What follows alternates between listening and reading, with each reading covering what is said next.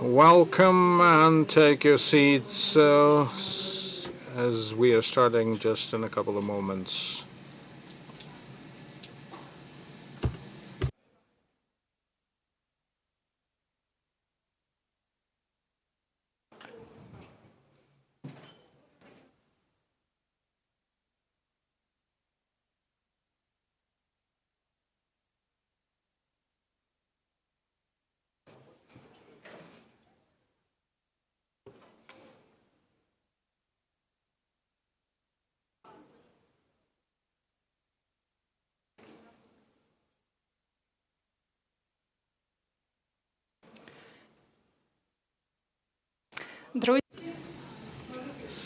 All right, so we are starting. Dear participants,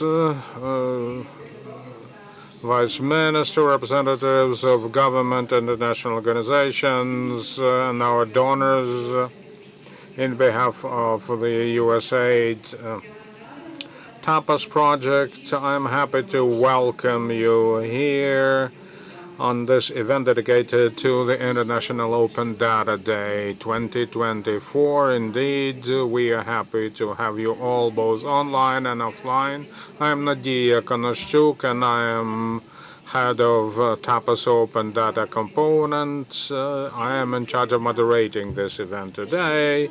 Open Data Day is an international day celebrated across the world to promote open data use for the promotion of democracies. This year, almost 300 events are on schedule, and Ukraine is part of this agenda. Before we move on to our agenda, I would like to express our gratitude to the Defense Forces of Ukraine for this opportunity to be here and discuss the topics ahead of us. And I would also like to pay homage to those who perished for Ukraine's freedom and independence.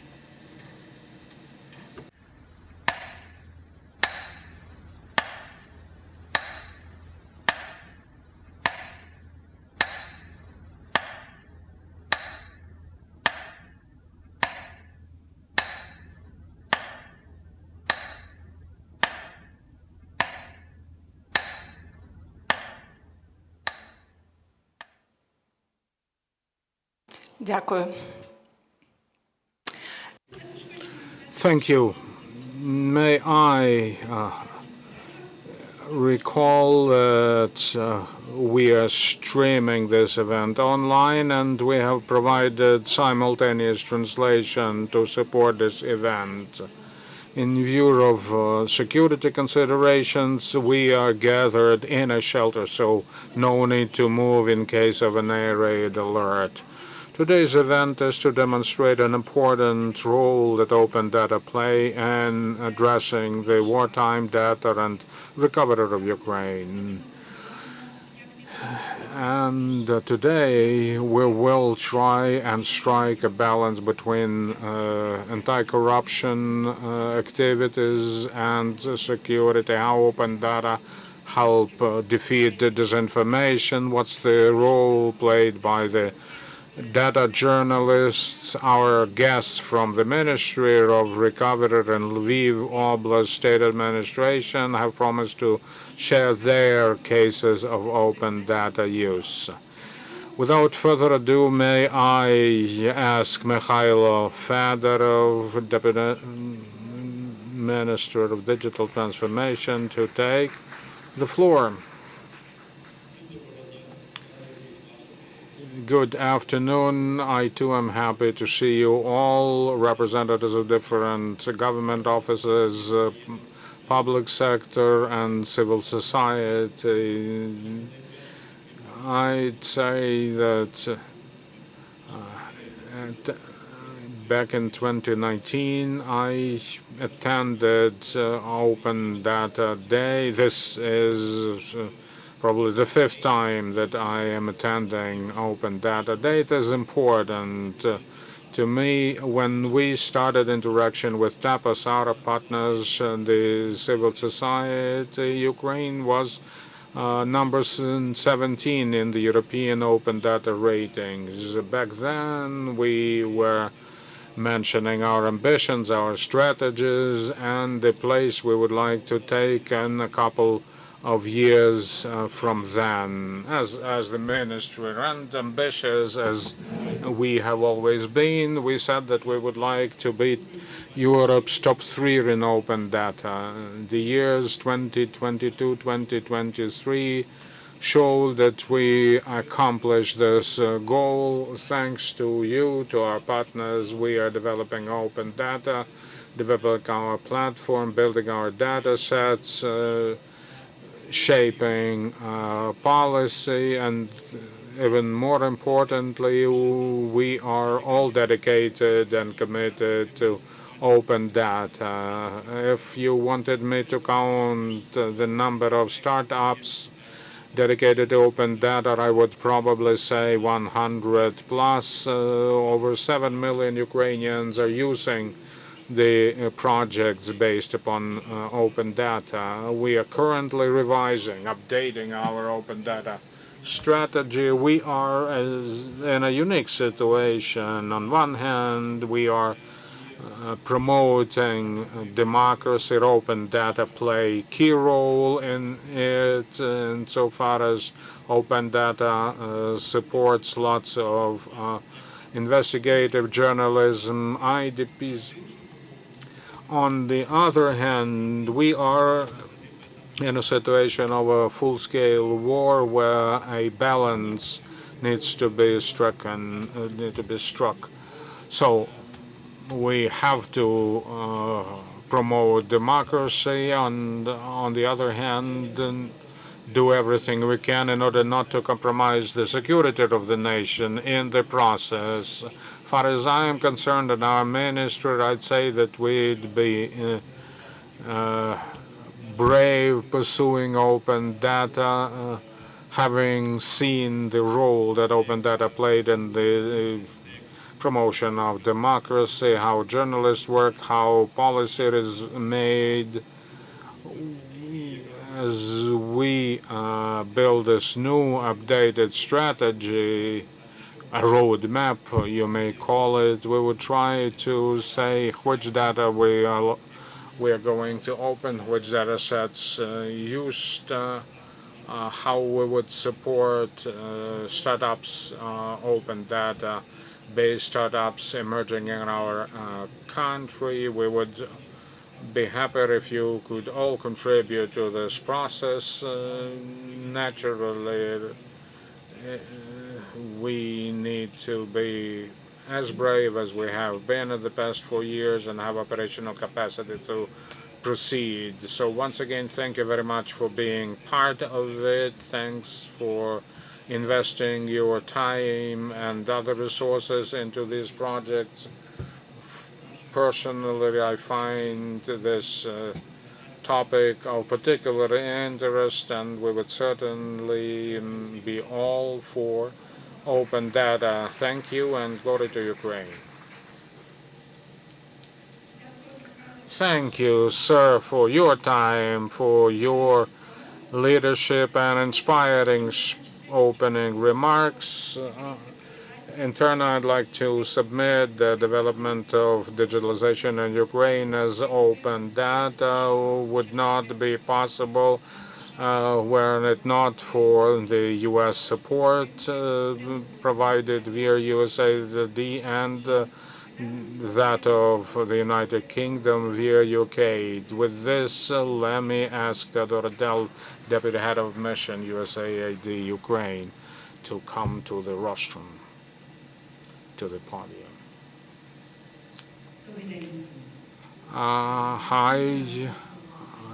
I am extremely happy to be able to be with you to celebrate innovation that Ukraine has implemented along its way to openness and transparency. In particular, I would like to note Vice Prime Minister Fedorov and the Eurasia Foundation that implemented this component of the TAPAS project.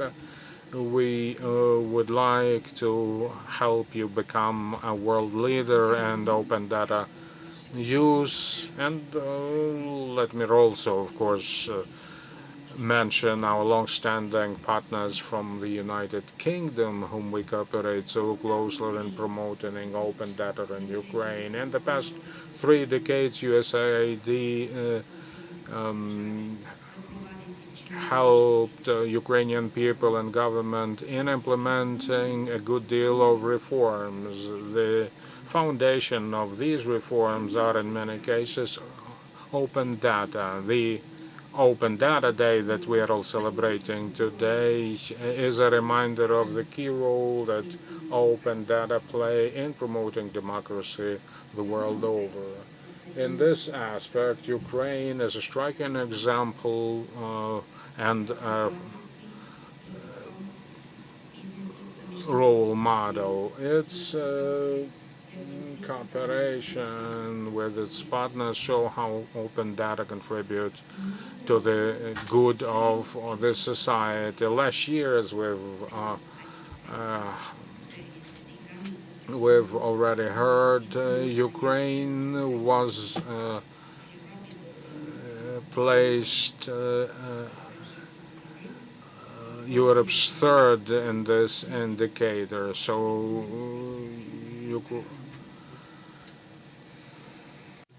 and what does strike one is that Ukraine has won this recognition in spite of the necessary restraint on access to certain data during the wartime. It is the best indicator of your commitment to open data. Based upon the Ukrainian experience, USAID itself has revised its own approach to digitalization and digital development globally. Within the framework of TAPAS, a joint project between us and USAID, we've become your partners in building leaderships in Ukraine. Thanks to TAPAS, the government of Ukraine launched a new open data portal, thanks to which 5.5 million Ukrainians may use government data. TAPAS has also helped promote legal reform that in turn tripled the amount of data that the authorities are expected to make public and help dozens of Ukrainian cities develop effective open data program. Now 6 of these cities have their own open data portals. Over and above, TAPAS provided grant assistance to support private open data startups, which is an important part of digitalization and innovation in Ukraine. Ukrainian startups develop solutions that reduce corruption risks, increase transparency and accountability of government procedures, and support business developments. That said, ahead of us, there's a lot of work to be done in order to fight corruption and deal with economic challenges. Ukrainians need access to information. Multiple polls taken have shown that corruption-related concerns have been on the increase amongst the Ukrainian populace. So the government of Ukraine provided access to Ukrainians to the sanction register, and journalists inter alia and individuals are better positions because of this to fight for their rights. For instance, DREAM platform is linked to the register of damaged and ruined property. These platforms are likely to play an important role in the coordination of recovery activities in Ukraine. We will certainly help further development of open data. Our forthcoming project to be implemented in cooperation with USAID and Ministry of Digital Transformation is intended to expand our support to digital transformation. The project budget of $150 million will certainly make a contribution to the development of the Ukrainian economy. We are keen to see a free and independent Ukraine where the rules of the game are equal for all. Glory to Ukraine. Thank you.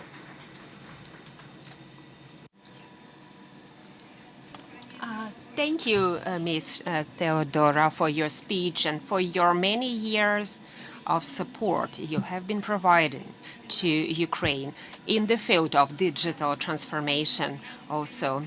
And now I have a great pleasure to invite to this floor Stefan Kosov, Development Director of the Embassy of the United Kingdom to Ukraine.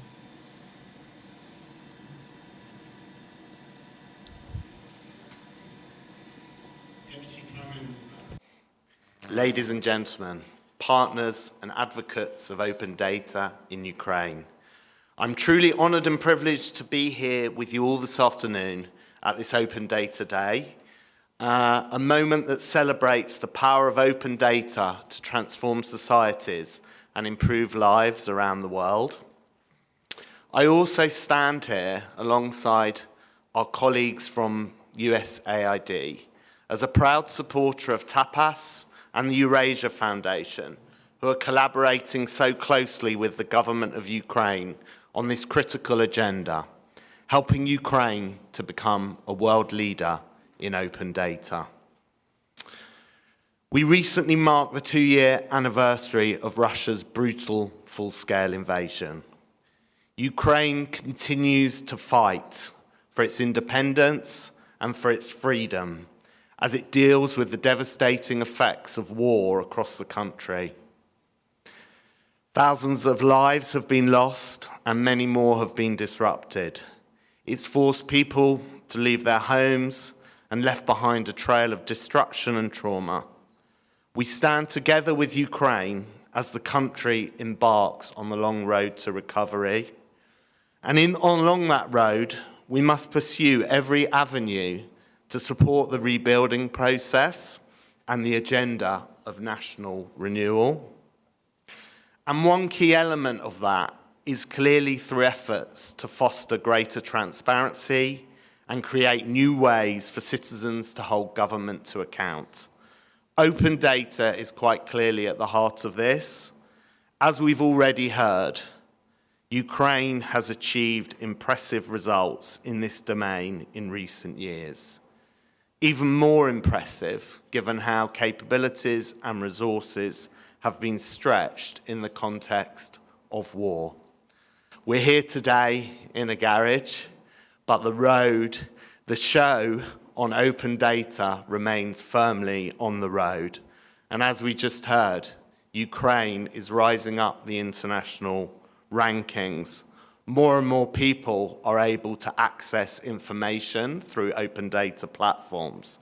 Open data has increased transparency, it's promoted information, it's empowered citizens, and it's built greater trust in the government. In Ukraine, civil society plays a pivotal role in advancing the open data agenda, serving as a crucial partner in promoting transparency, accountability, and of course, democracy. Through advocacy and careful monitoring, civil society organisations raise awareness about the importance of open data, and they empower citizens to access, use and analyse this data for informed decision-making. As part of our joint programme with USAID on TAPAS, we have been actively fostering the growth of open data initiatives in Ukraine. And as we just heard, we've had a particular focus on supporting startups that integrate open data into their products. Thanks to this, new services have emerged that not only enhance the lives of Ukrainians, but also effectively mitigate risks of corruption. In the last 2 years alone, over 200 applications were received, and 8 teams dedicated to developing open data products have received substantial grant support, totaling approximately $240,000 US. And going forward, further opportunities will be created for the business sector to create new products with social benefits and a role in aiding Ukraine's recovery and reconstruction. So what are some of the concrete examples that we are talking about in the open data space? Well, I have many favourite examples, but a few I'd like to cite include, firstly, the Open Data Watchdog, which ensures public oversight of erased open data sets, enabling activists and the media to monitor changes and safeguard rights to public information. Secondly, Ukrainska Pravda's weekly chart project, which publishes over 30 weekly articles based on open data, shedding light on corruption issues and better equipping the public to fight this scourge. Thirdly, the Budu Mamwa, or I'll Be a Mother chatbot, which aids pregnant women by providing information on free-of-charge medicine and services under Ukraine's Medical Guarantees Programme. And last but not least, the upcoming Building Activities Register, which is a platform consolidating open data on construction projects. In time, this will empower citizens, investors, and local governments to better monitor and scrutinise relevant documentation for potential corruption risks. These are all brilliant examples of the ingenuity and innovation of Ukrainian civil society and business to use open data for better social outcomes. And I'm extremely proud that through our TAPAS work on open data, we are helping Ukrainian society to build a transparent, an efficient and accountable government with zero tolerance for corruption. These are the values we are standing for here in Ukraine, and which Ukraine itself is now embracing as it continues on its pathway to joining the Euro-Atlantic community of nations. UK international development, in partnership with USAID, will continue to support those open data initiatives, which can make a significant contribution to recovery, reconstruction, and anti-corruption efforts across the whole country. As I am certain you are all aware, this is part of a much wider UK military and civilian partnership with Ukraine, which I can assure you will remain strong during wartime and onwards to victory and beyond. Дякую, слава Ukraini.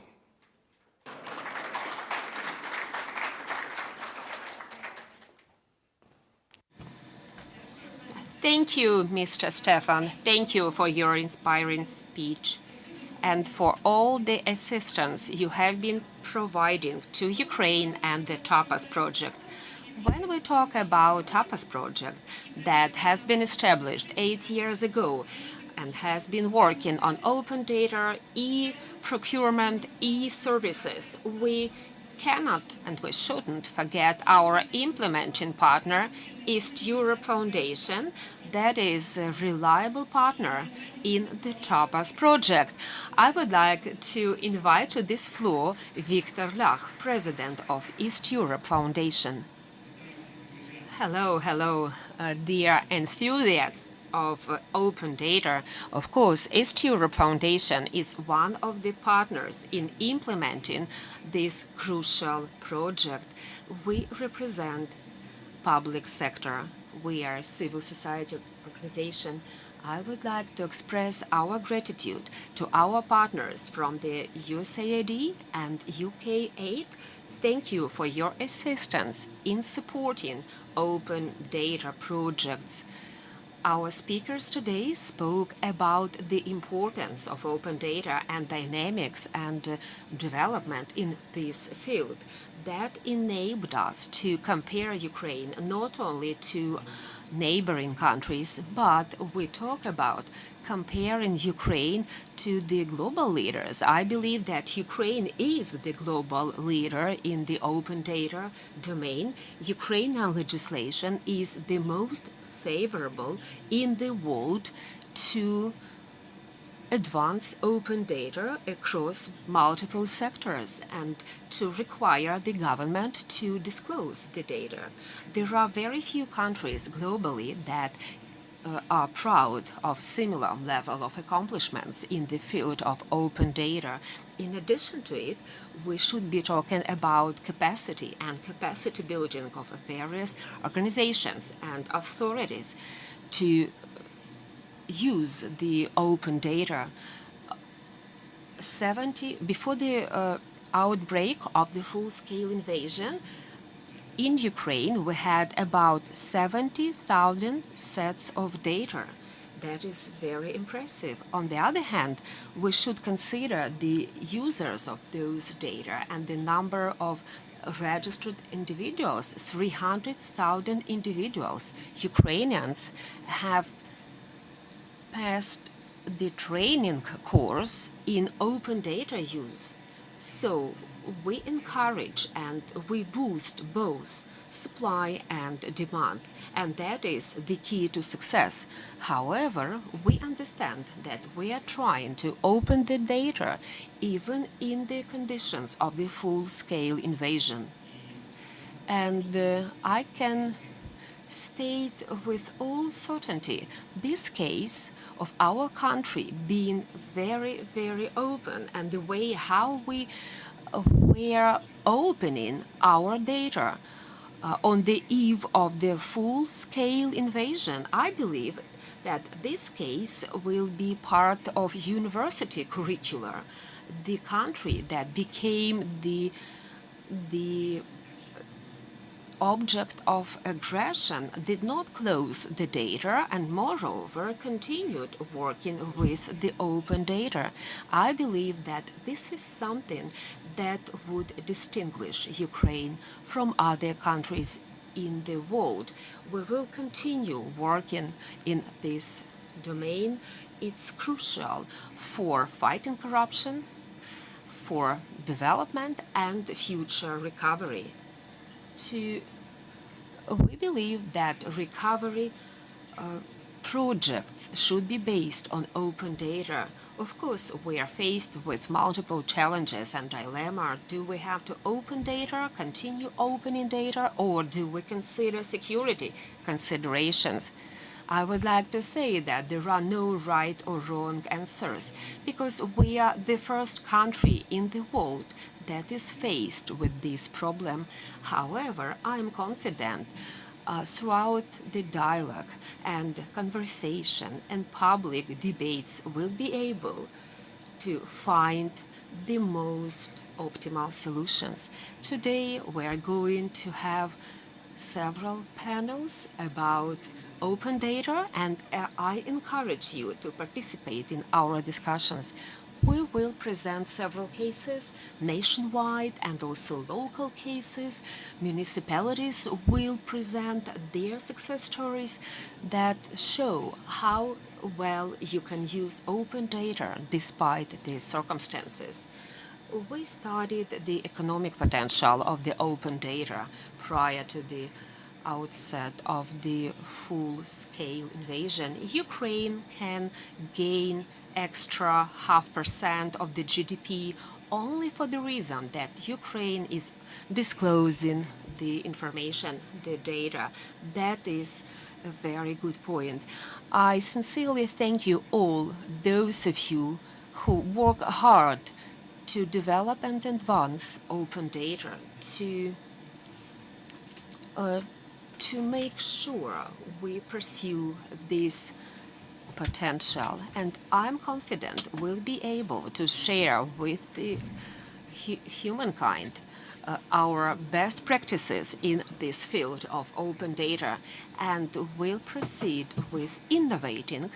We'll have to innovate and we will definitely win, and we must be open. Glory to Ukraine.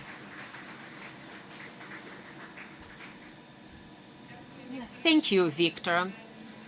Thank you for assisting us with implementing such a great number of projects in the field of digital transformation. Without further ado, I suggest we proceed with discussing the topic of open data. We have to admit that the full-scale invasion affected greatly this sector, that some data are closed, remain closed, and we work closely with the state authorities in this field. Ministry of Digital Transformation remains one of the key players in the government, and I would like to give floor to Stislav Banik, Director of Electronic Services Department at the Ministry of Digital Transformation of Ukraine, and he will co-present his presentation with Yanina Lubeva, open data expert at the Ministry of Digital Transformation. Before I invite Yanina to this podium, I would like to say a few words. Those of our viewers who are watching us online and who are present here, I would like to underscore once again that we have both government authorities and the civil society representatives present here across many sectors. The Ministry of Digital Transformation has changed the governance culture, and one of the very crucial changes that took place in the governance, that is the culture in the field of open data. Mikhailo Fedorov reminded in his welcome remarks that a few years ago we had to persuade people of the importance of using open data, and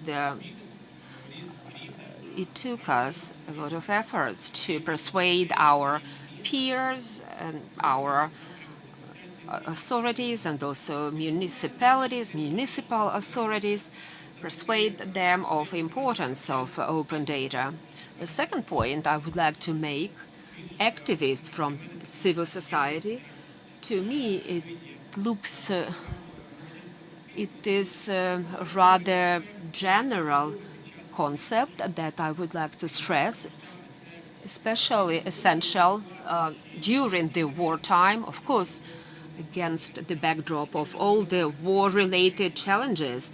We understand that some sets of data are closed, and we need to find additional leverages or reasons why the data should be opened, disclosed again.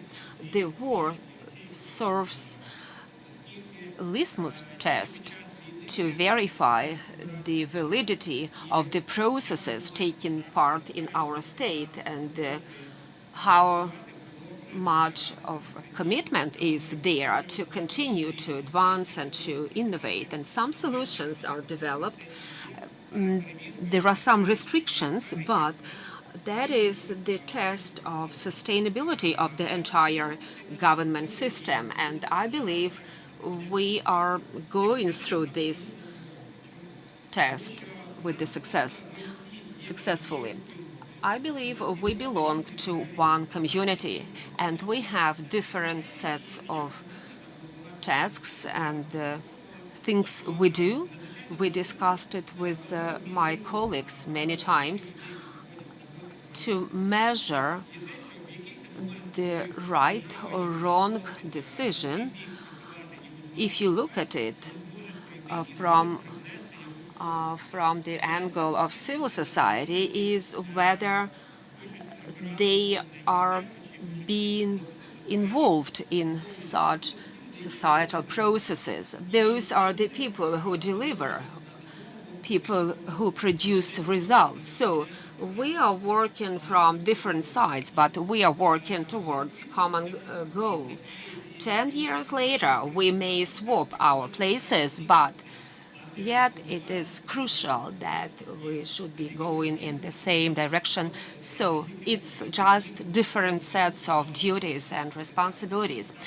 When we talk about business companies that were created based on open data, that in this way we touch upon the question of values. When we talk about ratings, last year's ratings and this year's ratings, we have some statistics that show our accomplishments, but all in all, they are interim results. We cannot call it final results because it's not an end in itself. And the strategy that will be updated and renewed within the next few years, it shows that we are able to achieve something, that there is always the next horizon that we should be striving towards. I would like to tell you something from my recent business trip abroad.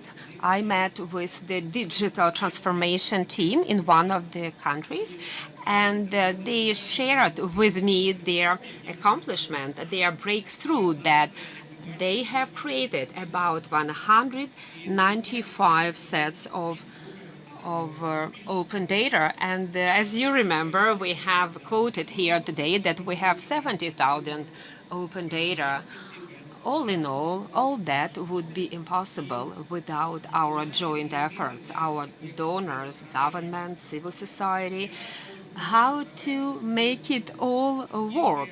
I would like to compare it with the football, with the soccer club for ordinary citizens. That is just a sports game. However, soccer club is such a huge machinery or body where there is a great deal of staff behind it, and there are staff members who look after health of football players or stadium and other things in the background.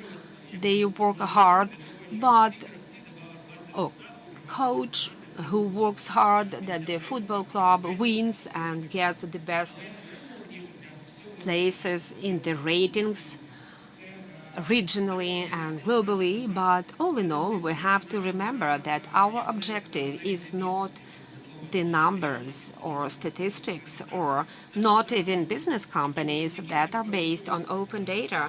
Our objective is, and our focus are people who should be benefiting from decisions made based on open data, journalists, investigative journalists. So we have to remember that our final focus, that is beneficiaries of our products, our people.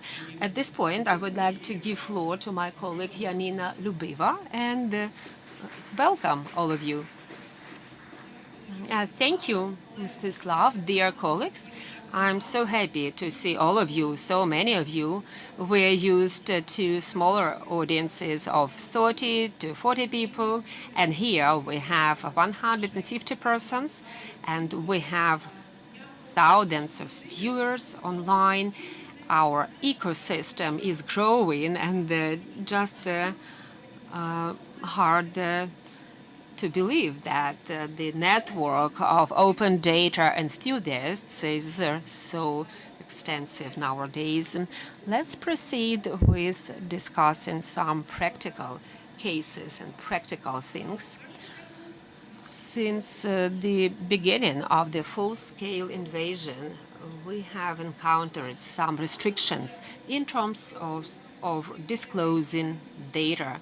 I know that many of you are aware of such restrictions, donors, civil society, and government authorities, and we are faced with challenges such as high staff turnover and other features that make it hard to make a system really sustainable. I think many of you are aware that in European countries, there is a slightly different approach to providing access to open data. We are going to develop a new approach and address the issue how to make sure that we have more and more open data. For all of us, open data serves a crucial tool to fight corruption.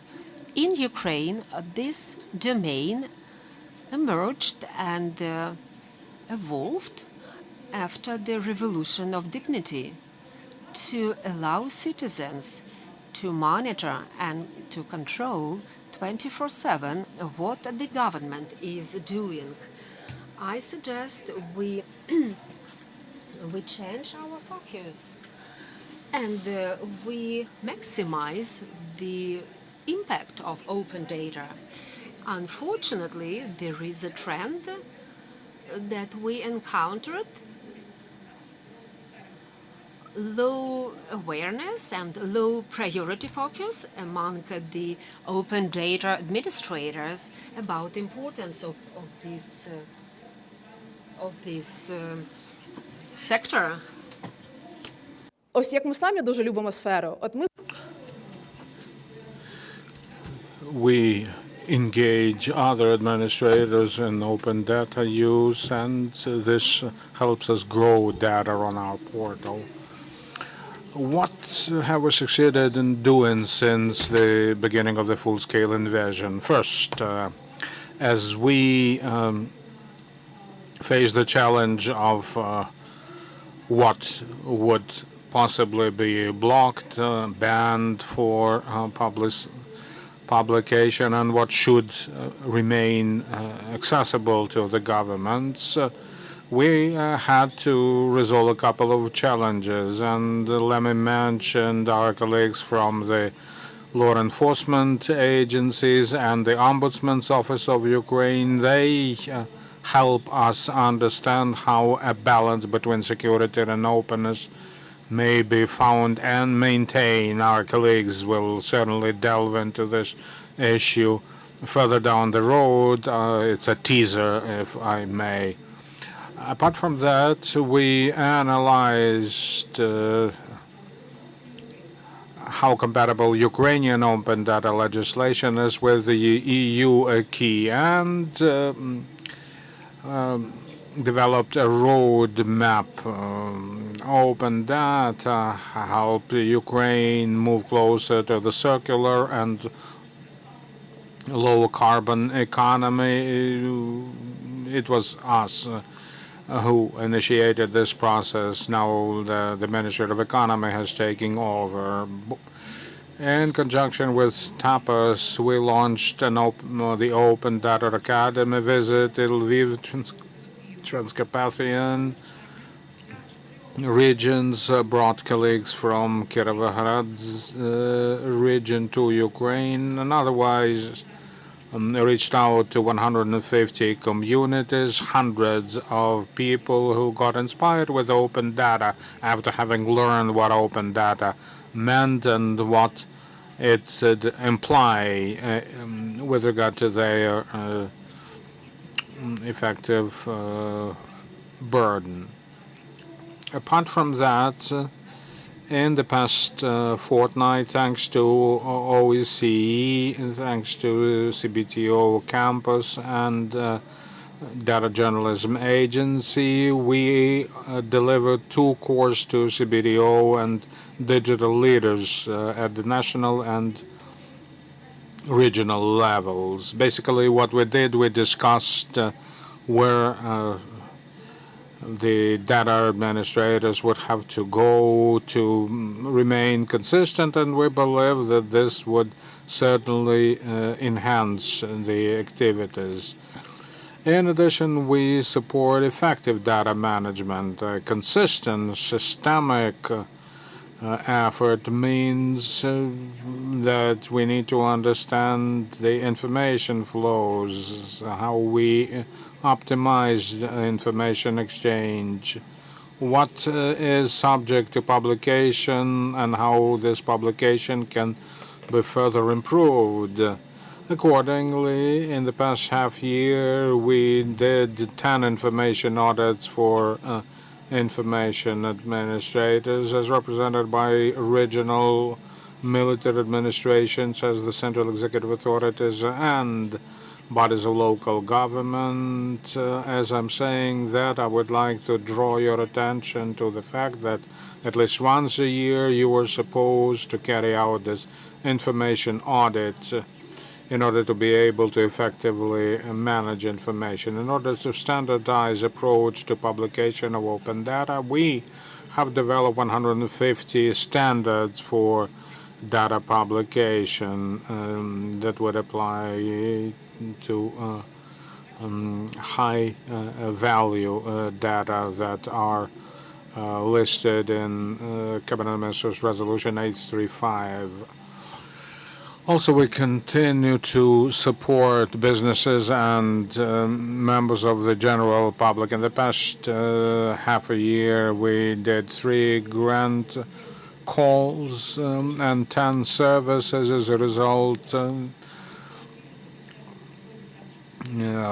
got these grants. We have representatives of those in today's audience. It is important, after all, to understand who uses open data and for which purpose. I think that you'll find an opportunity to touch base with your colleagues and assess the importance of your effort. Why are we doing that?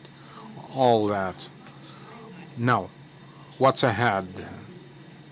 Farther afield. As colleagues have already mentioned, we're currently developing a 2024-2027 open data strategy, and it'll contain lots of things like platform update, promoting amendments to the effective legislation of Ukraine, in particular Article 10-1 on access to public information, jointly with our information rights lawyers. We are thinking of how we can even go further. It's an open secret that there is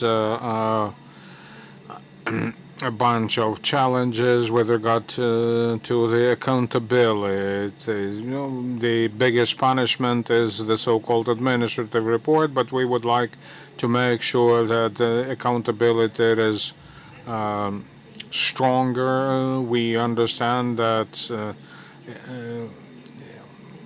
our policy should be people-centered. Therefore, we need to make sure that decisions are made for the benefit of those people. Plus, we're working with military administrations and SOPs to understand better the quality of open data in Ukraine. Now, to the balance between transparency and security, as I've already mentioned, I'm going to mention on many other occasions today, it is crucial to found this balance between security and transparency, to find a balanced solution while remaining transparent. We have also developed recommendations to run special tests that would help review information to see whether it may be published or alternatively access to such information need to be restricted. We will certainly ask for Ombudsman's Office vision with regard to that. And also safe access to unified state registry and opening tax related information and the register of the damaged and ruined property. Now, accessibility and quality of open data, standardization of data sets. All data sets are to be unified by one single structure, and this will make the life of administrators even easier because they won't have to think how they should go about those data sets. And we'll also do ongoing trainings for them. Over 1,000 officers have already been reached out, and we are not stopping at that. Apart from that, we are planning to develop a program of regional trainers and ambassadors so that not only the Ministry of Digital Transformation be responsible for the replication of skills, and currently we're working on in terms of references and feasibility study with regard to our open data portal. We promise it's gonna get better and meet better the expectations of both the users and administrators. We're also scaling up local solutions. Currently, there are about 20 local portals in place in Ukraine, but we are going to grow this number, and we also try to enhance the impact of open data, which is an important element for us. You already heard that we are introducing open data curricula at different higher schools. Last year we started an open data module for international economics.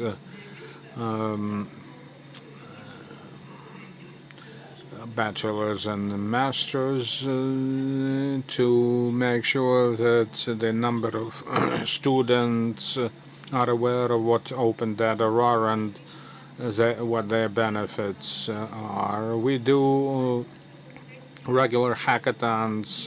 We're also the Open Data Center of Excellence. We do trainings for data journalists and carry out other promotion campaigns to popularize open data. Additional focus of ours is communication with the general public. We want to hear you. We want to take to accommodate your views, and to this end, we regularly meet members of the public. We are also likely to rebrand the strategy to make it more visible and attractive. We also do open data advocacy events. This slide, which is behind me, shows you some of the figures.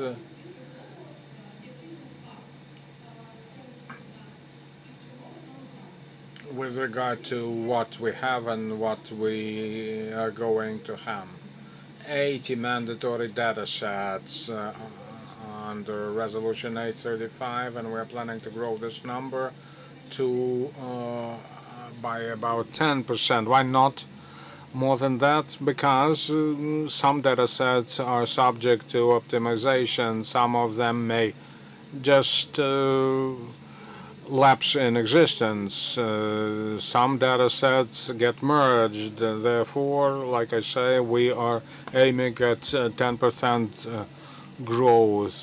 By 2026, we hope we'll be able to support at least 30 information audits so that administrators can adequately approach information they hold. In the past year and a half, 1,500 officials got trained in the open data, and we're planning to make this figure as high as 5,000. Open Data Academy, we did it for 4 regions, but are planning to engage all regions, either visiting them or inviting them to come over to Kiev. At any rate, we're planning to have all the regions embraced. Even the temporarily occupied regions are interested in that, and we are doing our best to train, to help do information audits, in particular in the regions that are temporarily occupied or are affected by the hot hostilities. But again, we are always aware of the need to maintain this balance between transparency and security. We work very actively with the journalists. We plan to have at least 200 experts knowledgeable about the use of open data, about identifying or about locating them. 10 services in the past 18 months were supported. We're planning to support another 15.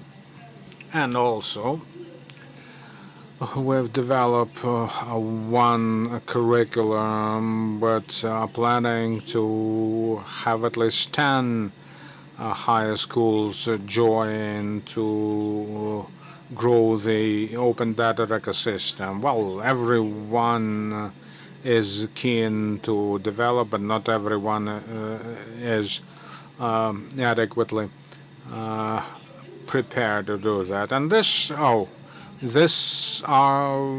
the faces that you would like to see often. Us, our partners, donors, due to our synergy, we can now pride ourselves on our accomplishments and discuss our plans. A team we are, and as a team we have faith in open data, and today we hope we'll be able to make you love open data as much as we do. Thank you very much. Everything's gonna be open data, everything's gonna be Ukraine. Thank you.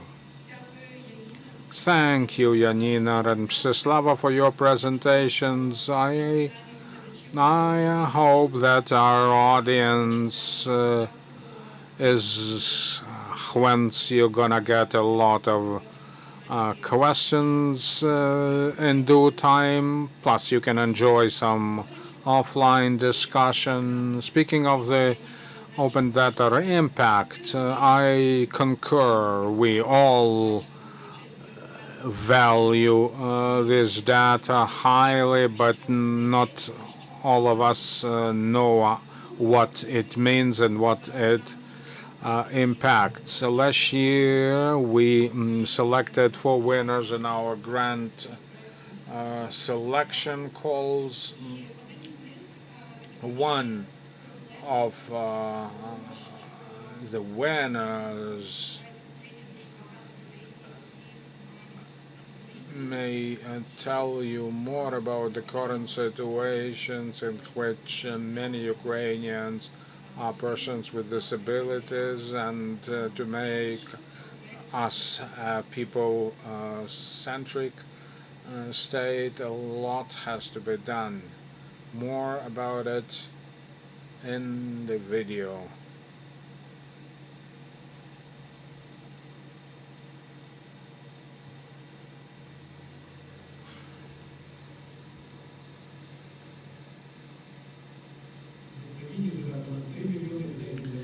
There are over 3 million PWDs in Ukraine. Many of them are of limited mobility, and then full-scale war made the situation even more challenging. Accessibility project helps coordinate effort of those who are not indifferent in building barrier-free access. This project helps identify barrier-free locations. The project builds on the local authorities' open data to map all the barrier-free locations in Ukraine. The project is aimed at persons with disabilities and civil society organizations. However, everyone will be able to access the fruit of this project insofar as the inclusion makes the Ukrainian society better and stronger.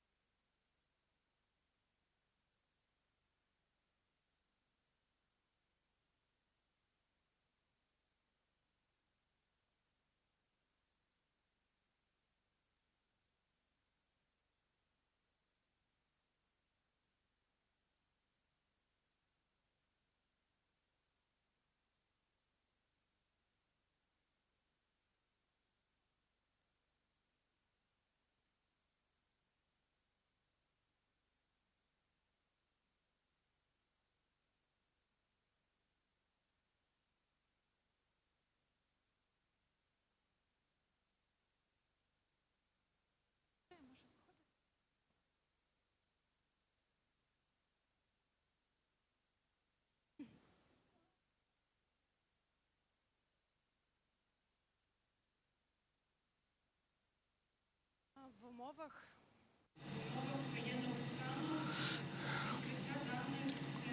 Opening data during wartime is a special type of ideology because we are still thinking to make even more government that are open despite the full-scale invasion, and on the other hand we are all aware how important it is to make lives of ordinary citizens safe and how to secure critical infrastructure. On the other hand, we are aware of the inner enemy, so to speak, corruption. Open data, as we all know, is an effective tool to reduce corruption. Therefore, I am looking forward to the panel discussion dedicated to finding a balance between transparency and security in wartime. This discussion will be moderated by Nastas Boyka from Electronic Services component of TAPAS project.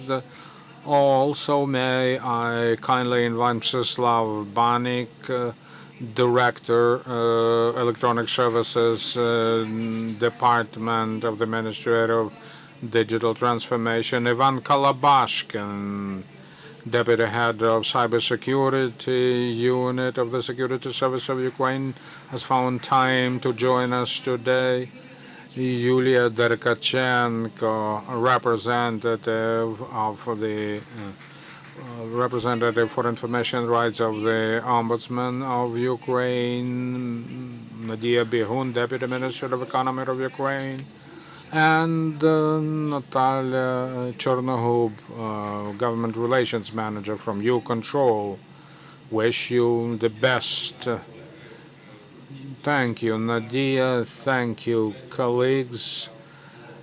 Yes, the full-scale invasion is in its third year in Ukraine, unfortunately, and the circumstances are such that information security is a key element of it. In a modern-day war, information security is an element of victory. I am very happy to see that I am gonna moderating a impressive panel that'll help us find, if not a final solution, but show us the way to it. Well, let me open it up with a question to the Security Service of Ukraine as the authority responsible for the national security of the country. Ivan, what's the current situation with regard to restrictions on the publication of data and other any guidelines to be followed here? Thank you, ladies and gentlemen. Thank you very much for the opportunity to share the vision of the Security Service of Ukraine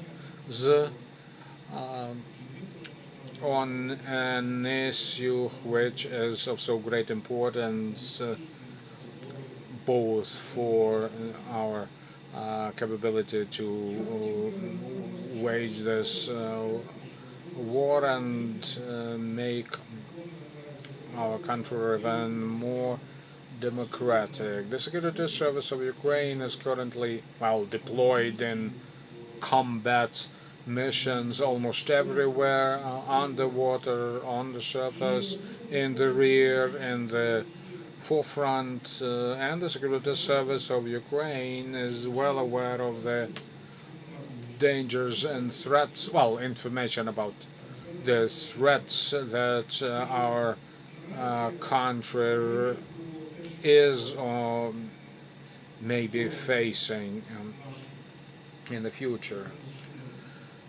To say that we have already prevailed, well, we all understand that this would be a grossly premature statement. Every day we observe the adversary is making multiple attempts to penetrate our information and communication systems. Over 2 years, more than 9,000 cyber attacks on government authorities and critical infrastructure have been intercepted. Well, in the past 2 months, we have already registered about 800 cyber attacks on critical infrastructure and government offices, and I'm just mentioning the most serious of cyber attacks because if I were to mention every attempt of the enemy to scan our systems in preparation for a hack, I'd give you a much greater number, 1 million maybe. At any rate, the Security Service of Ukraine is of the opinion that we have to be as open as we can. All government authorities, after all, are working for the benefit of the Ukrainian society, working with the Ukrainian society, and exclusively in the interest of the Ukrainian society. Therefore, to open data is possible, but every caution has to be made, because if we find that information might threaten the Ukrainian people, if it ends up in the hands of the enemy, we won't do that. And we understand that it is those who administer information that should seek our advice, and we will certainly advise them accordingly. Information about defense facilities, about defense forces is highly prized by, well, probably prized the highest by our adversary. I'm summarize in a second. we have seen that our adversary is changing its tactics, so to speak. Currently, they are very keen to steal information they need. Open data are data that have to be accessible by the society, but we need to understand that some data might expose something that the adversary may turn to their benefit. Yeah, we heard that threats constantly change, and we also heard that the security service of Ukraine is supports opening of data. Could you possibly tell us more about your cooperation with other authorities and share some successful cases with regard to opening information for publication of information? In fact, I can recall a number of success stories in which ministries and now the central executive authorities were informed by us of specific challenges that existed in respect of open data, because certain algorithms they used could be exploited to derive some sensitive information that I would not point to those authorities. They all know who we have in mind, and I would like to appreciate how fast they eliminated those shortcomings. Or some ministers approached the Security Service of Ukraine asking if they could open access to some data, and we told them yes, go ahead, accepting some of the situations that can be misused in order to bring harm upon the interests of the government, of the nation, as it were. But otherwise, let me emphasize, we are open to dialogue because the Security Service of Ukraine is generally open to the Ukrainian society. But when at war with the adversary, which is by no means a primitive one, we need to be vigilant. Thank you. It's great to hear that the initiative for opening data is bilateral, and I'm happy to see that those in charge know who to contact. Slav, it is the Ministry of Digital Transformation that shapes open data policy. We heard already about some interesting initiatives and plans. Now, let me ask you if you think that the sector adequately responded to the full-scale invasion. Thank you very much for this. I'll probably follow on what we just heard. Full-scale invasion, needless to say, has had a strong impact on open data domain. And as I start answering your question, I'll give you some examples. Right. An impressive number of open data sets exist in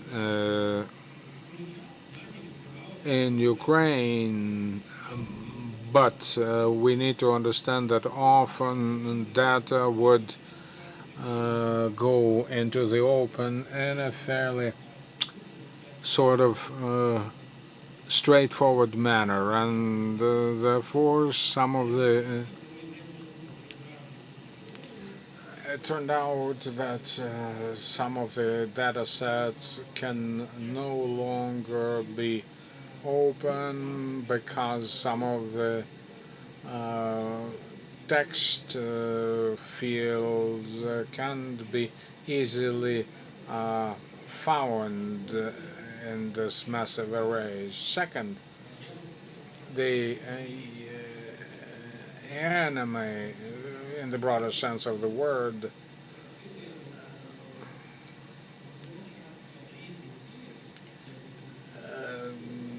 is pursuing diverse goals. In the very beginning, they probably didn't want to steal data. All registers were restricted, were closed.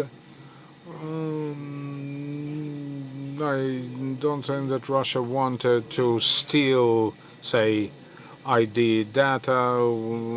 One of the data centers was hit by a missile in order to, well, just destroy them, to precipitate collapse of the government. Just imagine what had happened if the register of internal IDs maintained by the State Migration Service had been so destroyed.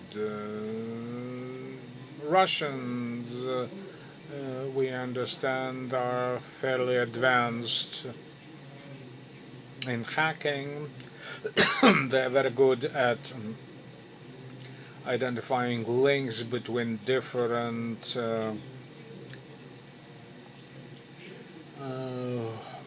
subjects found in different registers. The full-scale invasion made us restrict access to a significant amount of open data, and only later we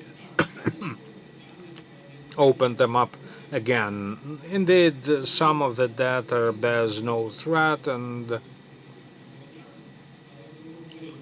I'd agree with those who found element of corruption in the decision to close that data.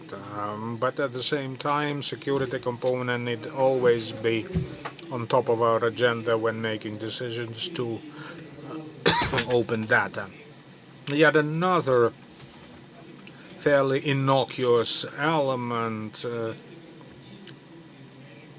is related to DIA. DIA gives you an indication of the invincibility points and air bomb shelters around. In the several months to come, we will deliver this data to open portals. But the question is, should information about shelters be open? Yes, one would rush to say, but if we mean shelters in the areas close to the hostilities, would you say that publication of this data set may jeopardize lives of people? It is likely to so do. Therefore, the Ministry of Digital Transformation, not only the Ministry, but either other authorities, regional, ICDTO, will always want to find more flexible solutions in order to accommodate all those aspects, because those data sets are not about black and white vision. Often budgeting is involved, or the unified government register. So, cut long story short, War has had a significant impact, and we are now more aware of the aspects we have to take into account before making a decision to open this data. Thank you. Uh, State Tax Administration, Unified Register. Can you mention when the time will come when this data are yet again open? Well, can tell you the exact date. The most recent episode I will recall is goes back to yesterday when we started yet another review of the data contained in the register that needs to be updated on a regular basis, which wasn't done before. So we have to rectify some of the shortcomings. We will carry out our analysis and then be in a position to better assess the time frame that it take to restructure the register to make it open. But there is political will, and the Ministry of Justice has demonstrated his interest in opening this data set. And the last question, what do you think other countries can learn from our case of working with open data during the wartime? Are you considering promoting this experience? And our case, we are sharing a lot from the experience of Ukraine with other countries. I would like to say to our foreign partners and international colleagues, this is a classical statement. You have to prepare for war when there is peace. We don't have to, we have to be always ready, and you have to understand how it should work and all procedures in place in order to understand what you are supposed to do if an event like this happens. Since the outbreak of the full-scale invasion, the armed forces of Ukraine had the action plan, or what response plan, what they were supposed to do. In the same way, any institution, any establishment, hotel, or any other organization, they should have evacuation plan. However, if we consider government authorities, nobody cares about building action plan, what to do in terms of open data, how to protect, close, or disclose open data. I hope we won't need such emergency action plans, but it's important to have them. Julia, you work in the field of parliamentary oversight over access to public information and protecting confidential personal information. Can you share with us your success stories of such parliamentary oversight? Good day. Thank you for your important question. First of all, on behalf of Verkhovna Rada of Ukraine Ombudsman Dmytro Lubinets, I would like to welcome all of you, representatives of civil society groups, government agencies. Happy Open Data Day to all of you. I personally do not perform parliamentary oversight. It's the job of ombudsman. And the question which you raised, well, indeed, that there are some challenges and some interesting cases, positive and also negative practices. The presentation that was shared with us by Ms. Yanina, it is impressive when we looked at the law enforcement authority, the Ministry of Digital Transformation, and the Ombudsman Office. But one component was missing: judicial branch of power. We can present some interesting cases, but regulation is administered by law enforcement authorities jointly with other authorities. There should be an address about disclosing data that were closed, and we send our reports or statements we draw up, we send them over to the court, and the court will have to make a decision. In terms of positive practices, I would like to say that in 2022-2023, the ombudsman had filed submissions to several government entities such as Healthcare Ministry, State Agency for Forestry, and we've got all the responses, and the open data administrators publicized open data sets. Constitutional Court has started disclosing data and publishing open data, but there are some negative practices too.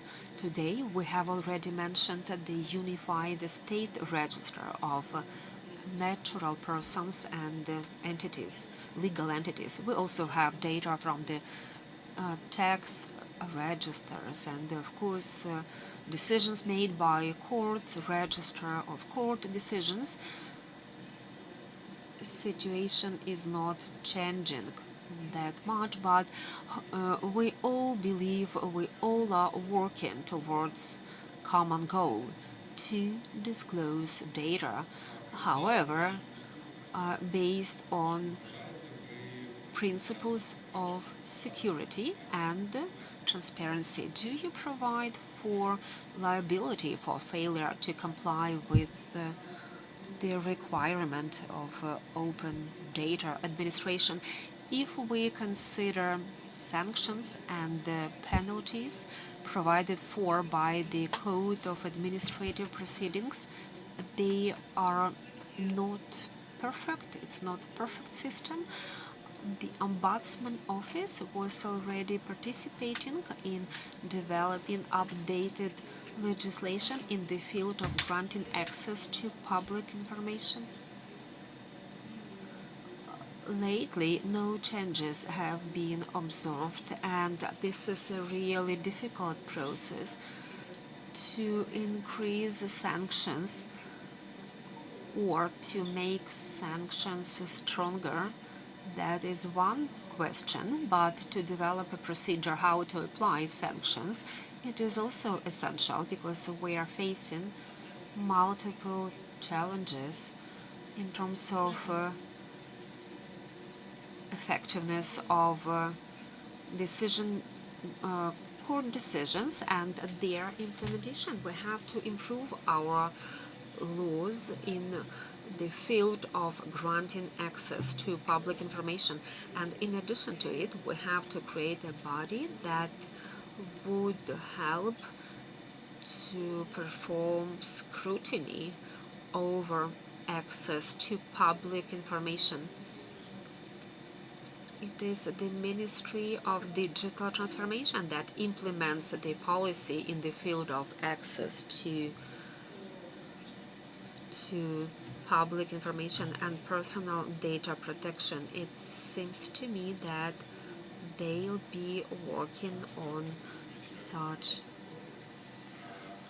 functions. Thank you very much, and thank you for your hard work.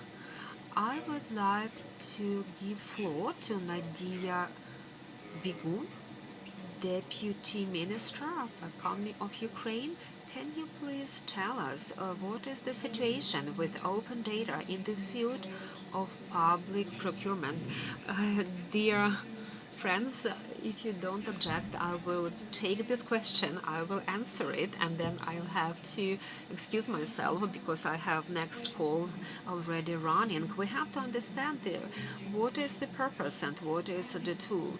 When we say that open data, that's really cool. We have great volumes of open data. However, in our view, in procurement, it's not an end in itself. Open data, it's not a focus, it's a tool. If we open data, but it leads to no fundamental changes in where those data are being used, if it does not produce any impact over the result, expected outcome of what we are trying to achieve, we may observe the situation that we have in procurement also. Some colleagues from the side of civil society, they may say that we have the most transparent corruption in the world, and it's really good that it is transparent, but this is not the result we want to have. And we were the first, probably, that went into greater openness and transparency of all the processes that are taking part in procurement, and the public, civil society groups, they all are watching our activities, but the ultimate objective was to improve procurement system, and the question is whether open data bring us closer to achieving our goal. If not, it's not the if not, it means we should be looking for something else. If whereas the unified state register has been closed, it's not totally open, but procurement system has been open. In the future, we won't be able to say that we were always open and then all of a sudden we closed our data. Everybody could copy and paste data. Does it make sense to conceal, to hide? We believe that our thinking is that we have to look deeper into it, to analyze the data and see whether the data may be creating threats for us. We should be working towards establishing the system, balancing between openness and transparency, and building trust between those who buy and those who sell. Without openness, it's much more difficult to build trust. And it's important to have transparency in procurement for business entities and for all stakeholders involved. There are some customers in the field of defense and security. So we started creating tools for them on Prozoro that would safeguard sensitive information. You know that in the defense sector they are already transitioning to new tools. And recently we have launched in a pilot mode the framework agreement that enables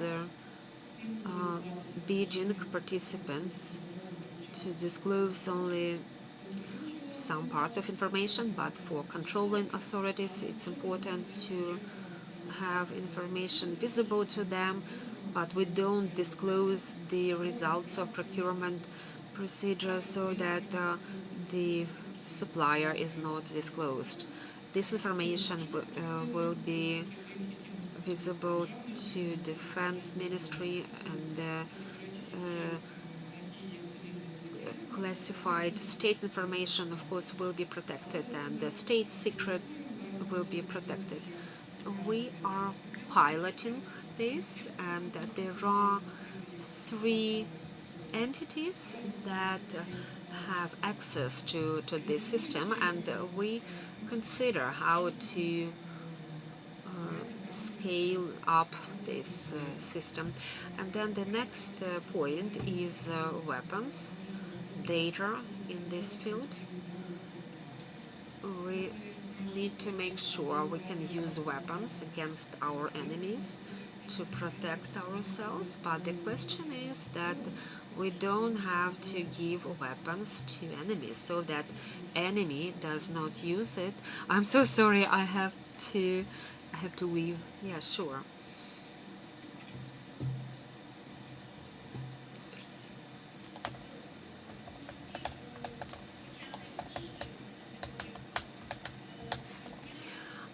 For instance, payroll information.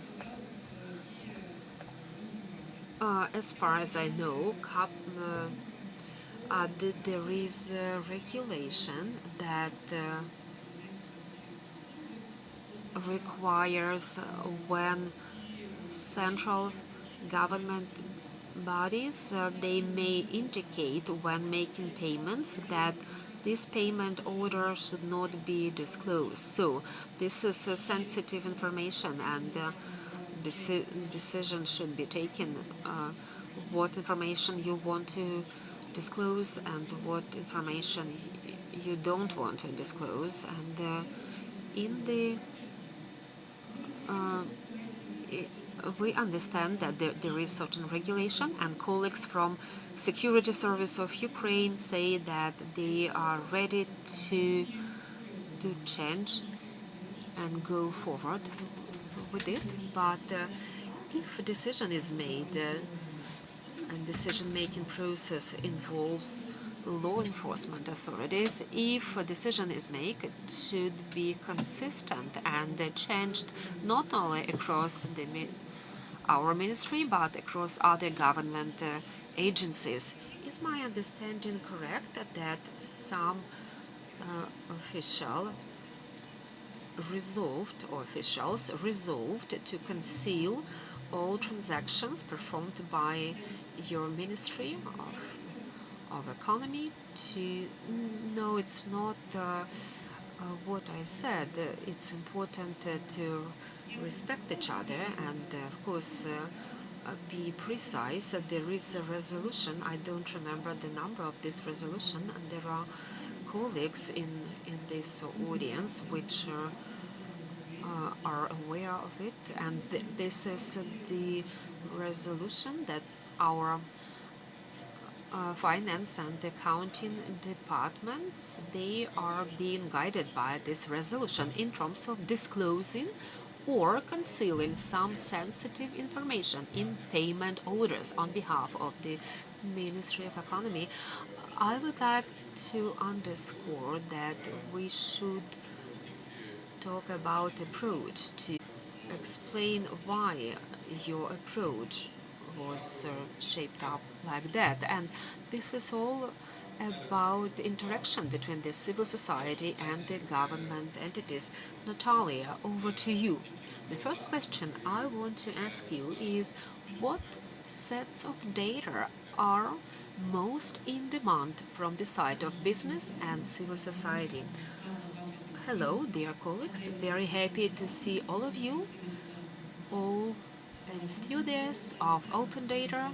U-Control is a service established based on open data, and this entity is one of the largest taxpayer in the IT sector. That is about taxes and jobs.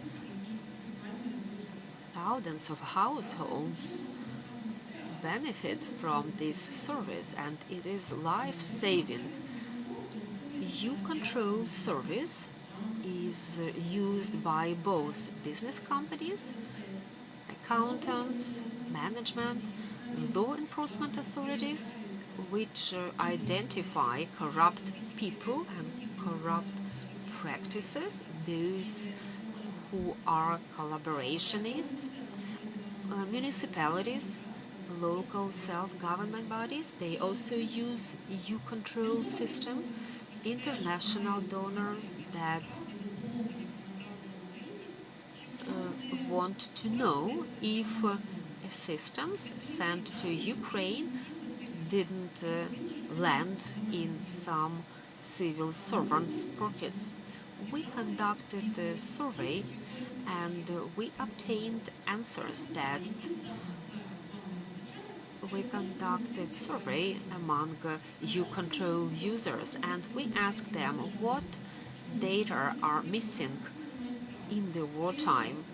They want to know who the company ultimate beneficiaries are, if there are no Russian citizens there among them, or if you are going to employ a person, is there any risk in hiring this individual? You cannot find out this information because the United States Register is closed. Tax report, tax debt register, this information is closed, and there are many businesses that don't want to cooperate, buy and sell services to those who fail to adhere to legal requirements. Next question is declarations. Declarations were disclosed without any problem. An ACP disclosed information from assets declaration, and you can access this information anytime. We have pulled strong coalition of activists in the field of planning Ukraine recovery. They include top 10 or dozen civil society institutions, organizations from all over Ukraine, and we asked them what data are missing in your activity, what you would like to see in the data in the registers, and we addressed multiple registers and data sets, such as a register of corrupt individuals, etc. We made this statement and we addressed ombudsmen and business companies and the security service too. 2 years this discussion is ongoing, and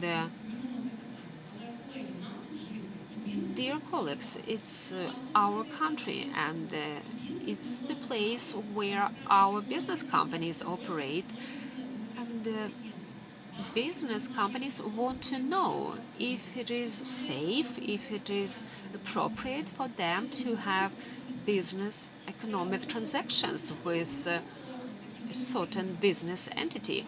Open data is not just the cool, trendy concept or words. That is the question of survival. A lot of businesses may encounter penalties or severe losses if they miss something in terms of information about their counterparty. Thank you, Natalia. I think many people in this room have very special feeling about it, and what you said resonates well with the statements made by Ms. Bikun. What for? Why do we have to disclose the data? We have 5 minutes left and we have time for a couple of questions. Can you please tell me, do you have questions to our speakers? Raise your hands. We'll give mic over to you. Just tell me who your question is being addressed to. Yaroslav. My name is Yaroslav, and I would like to ask a question. This is a general question to everybody. We already touched upon this unified state register. Maybe for all of you it will be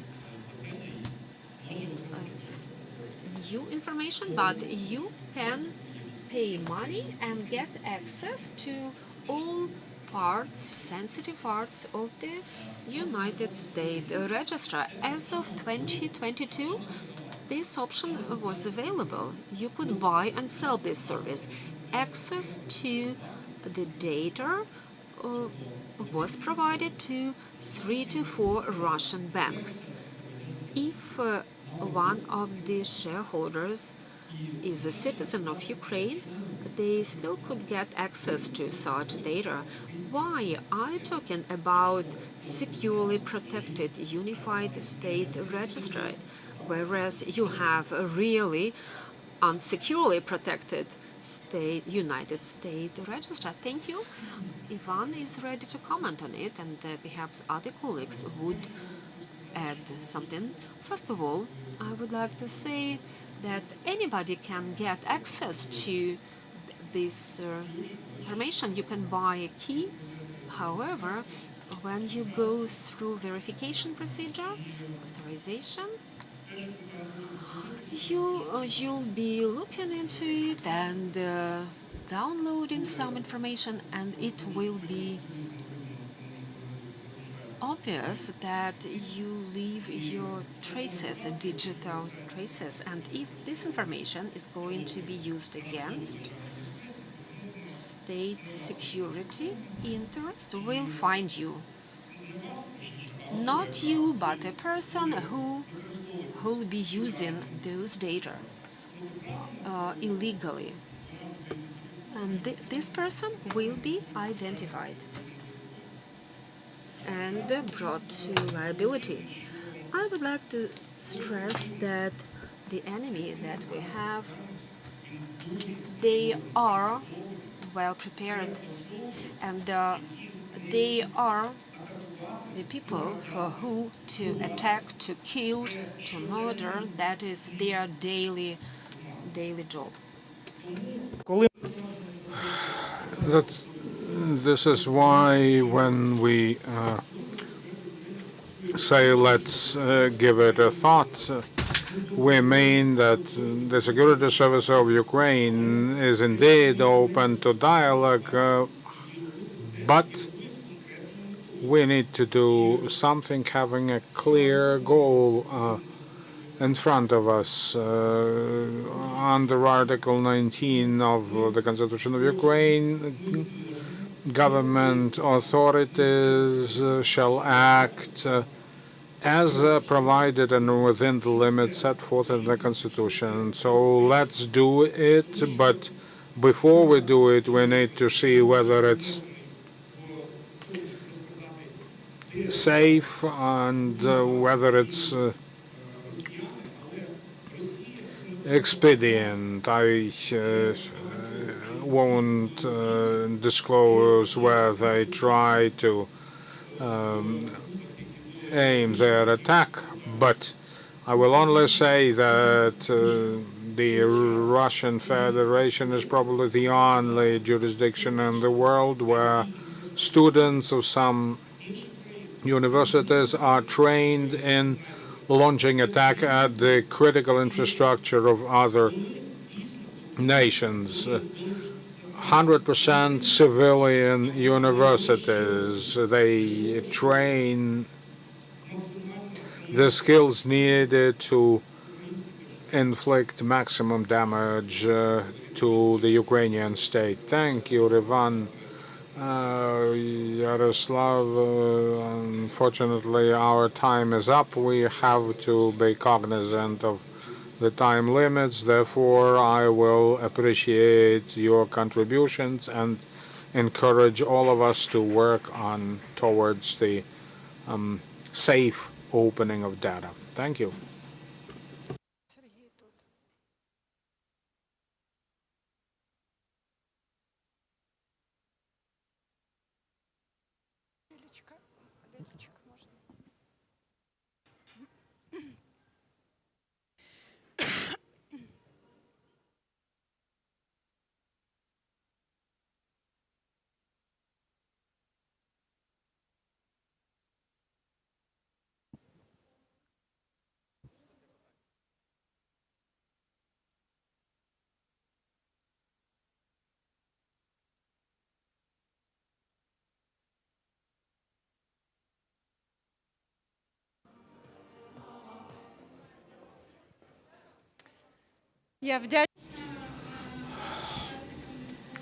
I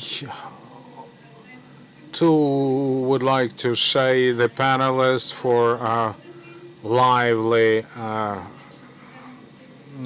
discussion.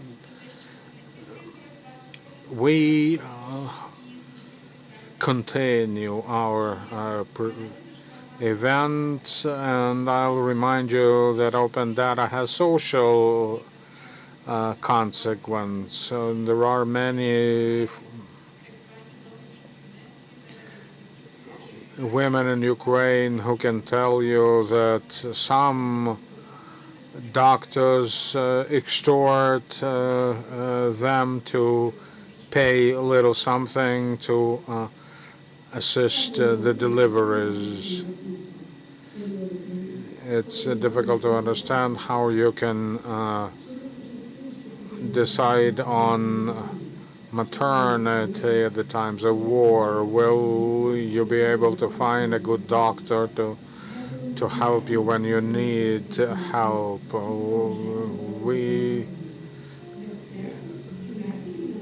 We are thankful to those who are ready to help us without stress or so-called charity donations. I will be a mother as a chatbot will help you find a way to assistance you need and how you can claim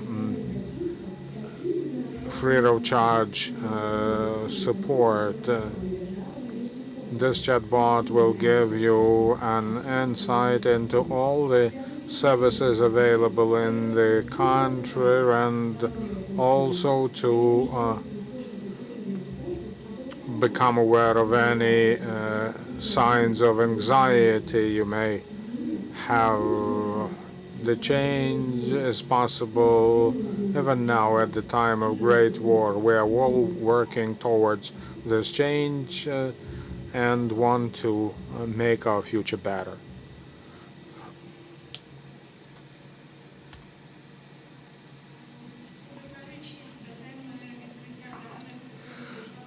Going back once again to the topic of opening data by government departments, let me mention that the Ministry of Recovery, with its vast mandate, has sent Mr. Derkach from the Ministry of Community Regional Development and Infrastructure of Ukraine. Half a year ago, when I met Serhiy at one of the meetings, I introduced myself, TAPAS Open Data Components, and he said, "Oh, cool, I want to promote open data in my ministry. So, Serhiy, please come join us at the podium and tell us about how you go about open data in your ministry." Yes, I still recall that conversation of ours, dear colleagues. Good afternoon to all. I'll take this time to tell you what we do with open data at the Ministry of Recovery. I'll start with a personal story I can share. Open data to me has two parts, open and data. To me, data is even more important than open as far as I am concerned, as an official at the one of the government policy maker. Informed policy or informing policy is what we do to find solution to specific problems and issues, and you need data to inform those decisions. Unfortunately, government departments oftentimes face the challenge of lacking data. If you have some data, you need to make sure that these data are quality data. And third issue is data format. Sometimes you have data but can't use it for analytical purposes. Fourth in the row is the characteristic of openness. Before I took Deputy Minister's office, I was in corruption prevention, and there I knew that open data can be very helpful in preventing corruption. When I met Natia, I told her that I was and still am interested in promoting open data at the ministry. To this end, you need to locate them, to collect them, to make them of adequate quality, process them, and only then make them open, accessible to others. I will share a couple more personal, so to speak, stories to show how much lack of open data stands in the way of policy making in the state. And do you have a clicker?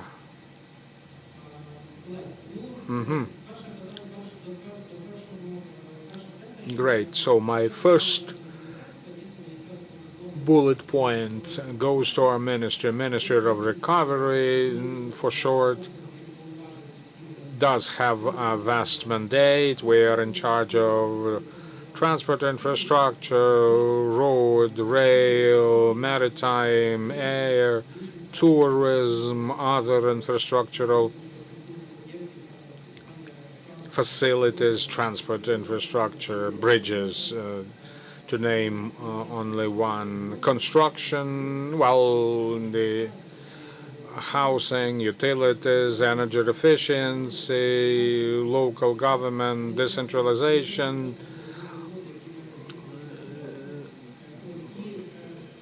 outlines the mandate that the ministry is enjoying.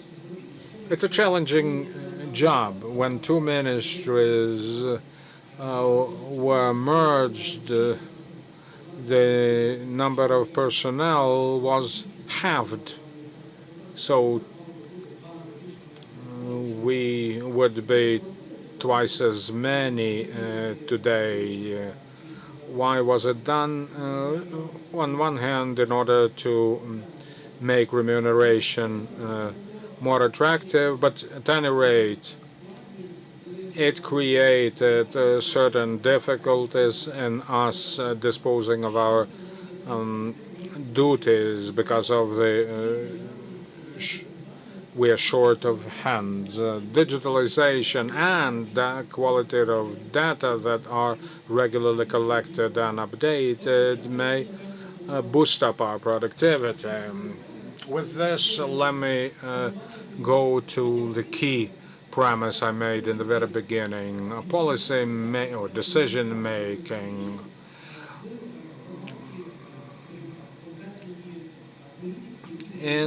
Within the framework of a specific policy that we change, we have a certain number of issues that we would like to eliminate, and then we try to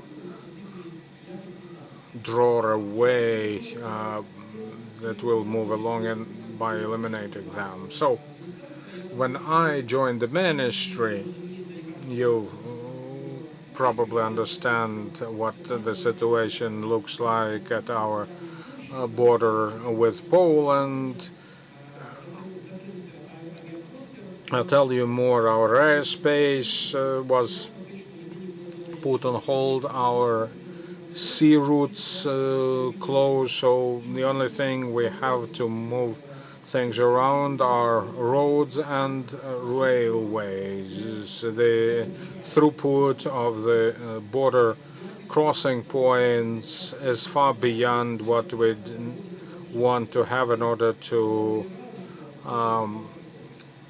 use transportation or go to. Have you used buses to cross borders recently. Well, car, bus, or railway, that's the only three options you have now to go elsewhere. So given this throughput, the wait time at the border has grown many times. You must have seen those long lines of trucks waiting for processing at the checkpoints, sometimes as long as 50 kilometers.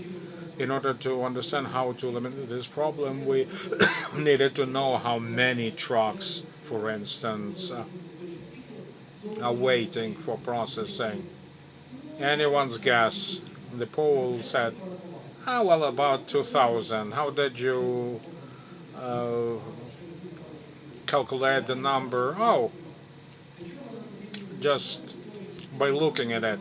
So we didn't have any reliable data in order to make decisions with regard to increasing the throughput of cross-border points or redirecting trucks to other cross points. We need to have data, and when we have data, we can use it to create a system like e-line, electronic line, due to which all trucks to leave Ukraine can register and then help us see how long they should wait. Earlier on, truckers had to live in their cabins. Nowadays, no need to do that. They can stay with their families if they see that their line will become effective 7 days from now. By the way, if you go to Poland, you will see that on the Ukrainian side there are no problems, whereas in Poland, Ukrainian truckers sometimes have to wait as long as 2 weeks. Let's go on. There's a lot of information I can share, but not all the time I need for that.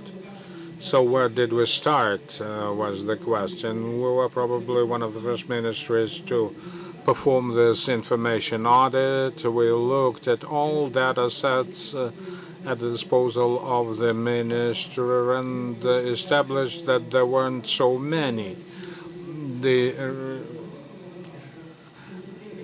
Of 39 data sets that were expected to be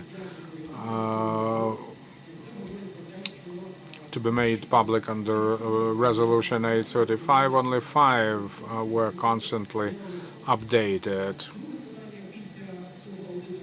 After such an information audit, we established that many data are in non-machine readable format, and the electronic systems in use didn't have open APIs, so that other companies couldn't benefit by information exchange. After such an audit, having established the issues, we developed an action plan. In March, we will publish yet another 15 data sets that will be in machine-readable format and will be of adequate quality. Thanks to this audit, we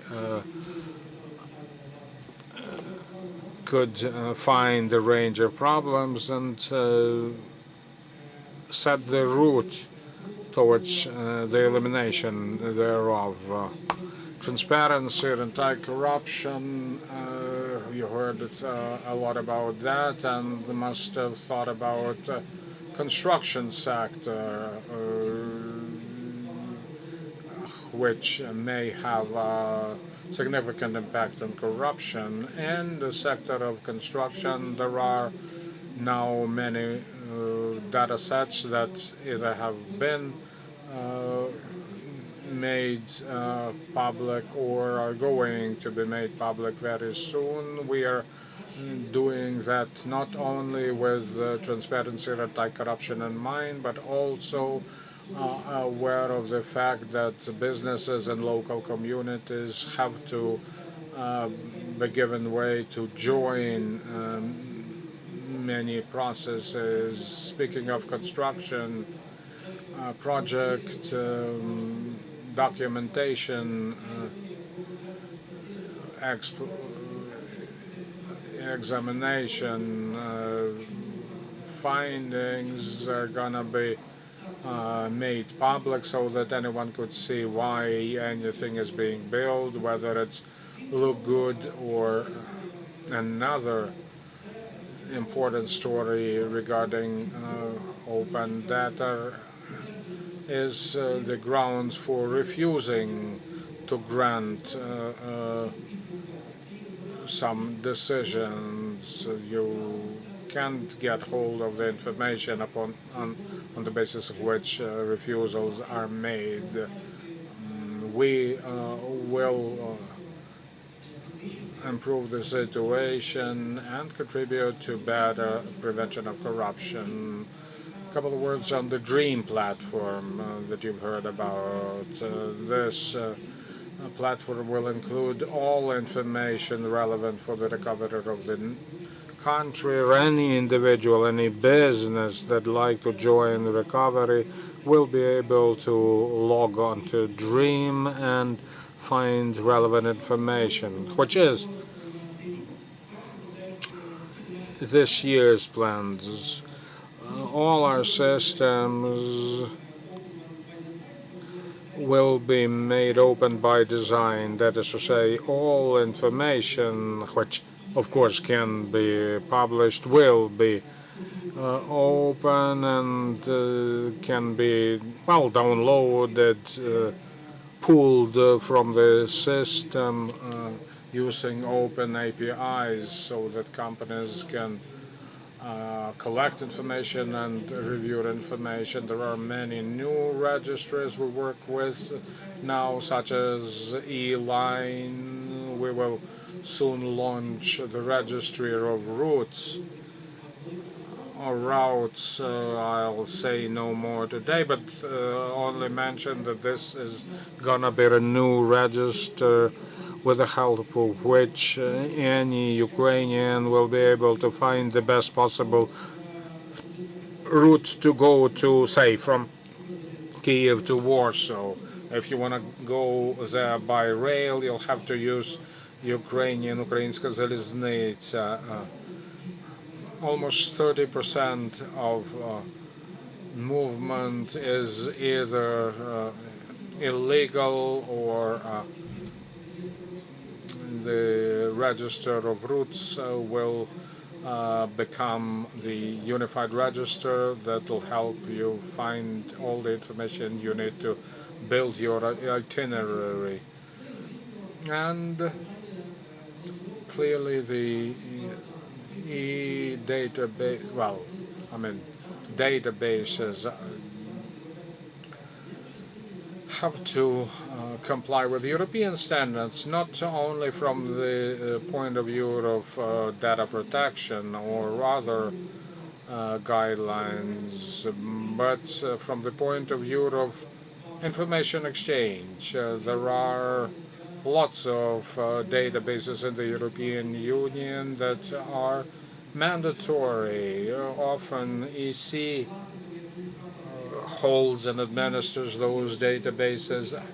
Us, as the country which is looking forward to becoming part of the European Union, are aware that we have to be in, have to the capacity to share, to exchange information with them. This isn't easy. It's a time-consuming thing. If we see that in EU database specific format. So as a ministry, we work with the European Commission, ask them about the format is used for their databases, and then when we start developing our own databases, we save a lot of time, or we don't have to waste much time on compatibility. And this slide, I won't read it through. I only mention that open data and data and principles are important, well, to be able to analyze a problem and to find an adequate solution. Citizens, individuals can use it to expedite solution of their problems and to be able to control their government. And one other thing, business and open data integration will make it possible to use data we generate by businesses, by startups that develop their, say, product, their software, develop their business, and of course pay taxes to the treasury, helping Ukraine bring its victory closer. Dear colleagues, I tried at being very succinct, describing the situation of the ministry. I would very much like to appreciate the contribution of others to our work. Thank you. Thank you, Serhiy. Nothing can cultivate as much as announcements of forthcoming new data sets opening. We're looking forward to it. I know that some data sets related to construction sector are already at the Security Service of Ukraine, and hopefully in a couple of weeks' time we'll get access to data that can help us fight corruption there. Decentralization, empowerment of local communities is also something that helps improve investment, environment, and I may say that soon the time will come when Clarity project will make our life easier in this regard.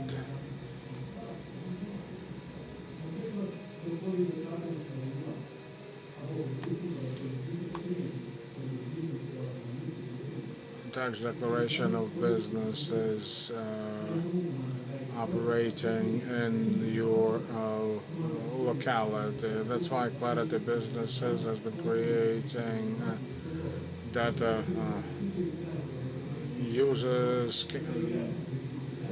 can verify that their potential contractors are not lacking in integrity. Clarity Hromada is the product of Clarity Project. It's a dashboard that brings up analytics on communities and regions. From general analytical dashboards, you can zero in to specific businesses.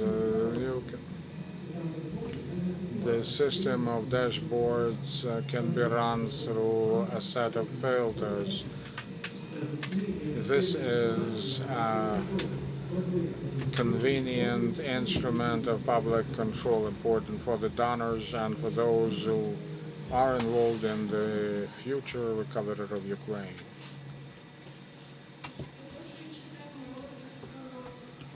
taking the discussion of open data impact on economic potential development, I would like to ask Maxim Starashchuk from Lviv Region Military Administration to tell us more about how things in this respect are in Lviv region.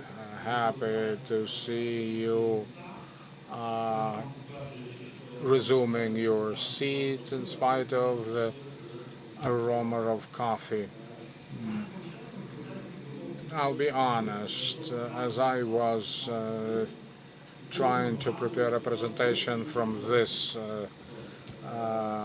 event, I never managed to squeeze my presentation in 15 minutes, or so if I look weird, please know this has been my plan. Now, you may have heard about a digital transformation index maintained by the Ministry of Digital Transformation. This helps support regional teams within the context of those benchmarks we work with. That this helps regions constantly develop. In 2022, we were fifth this year, second. Oh, the slide shows you what contributed to making this happen. The biggest network of service delivery offices and the two portals that contribute to openness and transparency.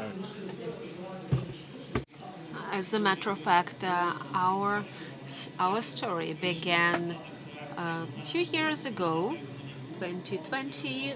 Our team decided to create a project and submitted as part of the grant competition, and it was titled as tool of making balanced decisions.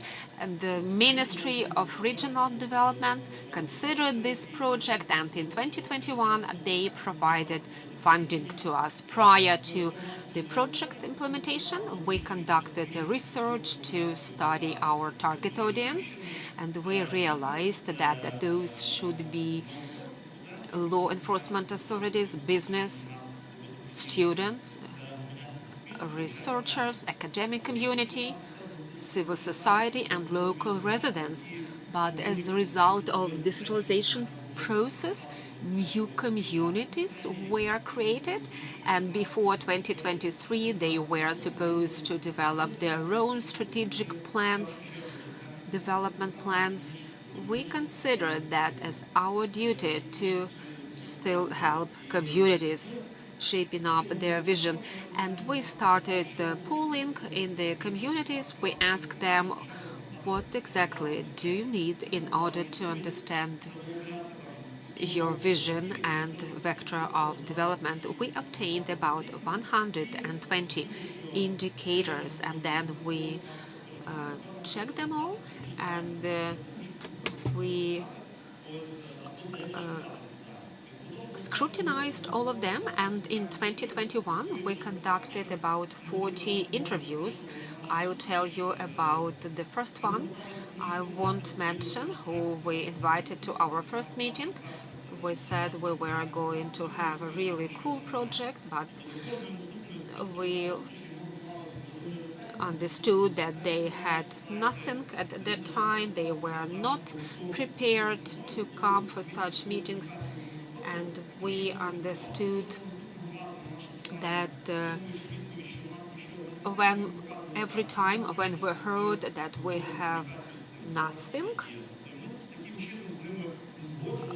we realized that we had to coordinate with them on every point. In 2021, we expanded our team and we adopted our regional program of digital transformation that had no funding for this. In 2022, which was terrible for our region and all other regions of Ukraine. We became the place of relocation for displaced people. We realized as a region in the rear, we had to continue our development projects and share experience with other regions. We wrote back to the Ministry of Regional Development and we refused from our funding, being aware that funding was very much needed for defense sector, and we thought why the region couldn't take care of all the topics we were working on. We also launched the portal, knowing where all the data are. We identified responsible individuals. Each of you and us, we are aware of importance of delineation of duties. You are responsible for open data and what exactly you should be doing in order to advance this topic. We need to prepare ourselves well. 37 sets of data were displayed on the portal according to the resolution, according to the legal framework, and we realized that to calculate over 100 indicators that we wanted to present for territorial communities, some of them were in possession of regional administration and local authorities, statistical office, and other entities. We established the time frame for our work.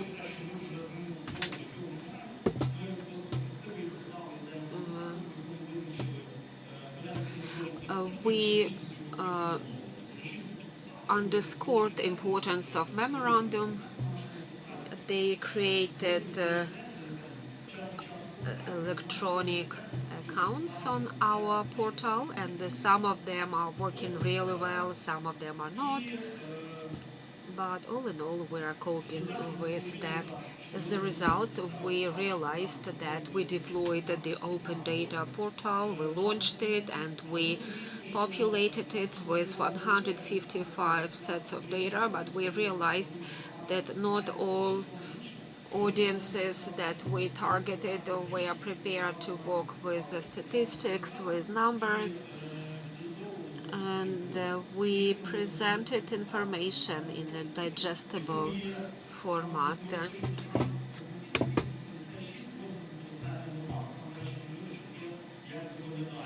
There is a picture which shows if it's a really positive indicator, it's highlighted in green, or red color is used to code rather problematic indicators. And in the end of this year, we realized that it's not enough. We have to add the additional data set, and we started looking closer at territorial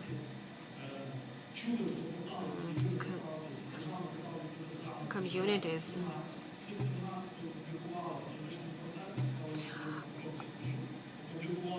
We published 3,000 data sets, and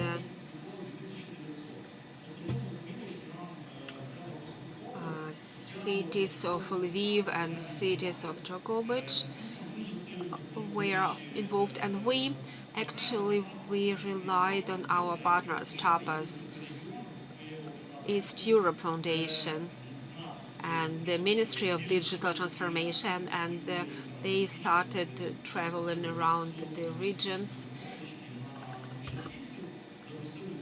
We invited representatives of administrative service centers and the municipal authorities to make sure that in 2024 we'll have to pay attention to it. We conducted really cool events, and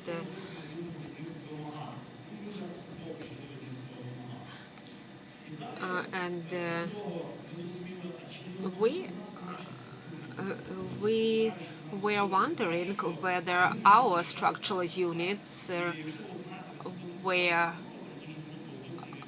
right in saying that they have only that tool. They they were aware that they may rely on donors. TAPAS, East Europe Foundation, Ministry of Digital Transformation, they helped us and they hired the auditors. And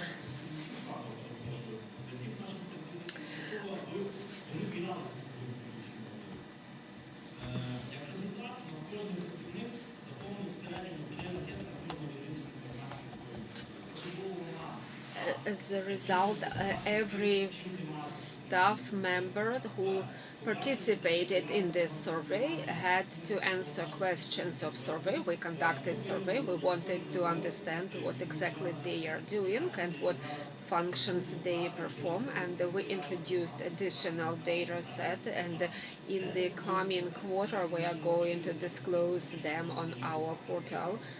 We are unable to provide updates on the portal automatically, but we plan to use API to launch such updates.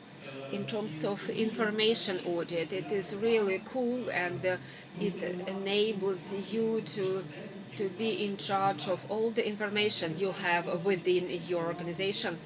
I don't know if you had such cases or not, but we've had cases when person was fired from administration.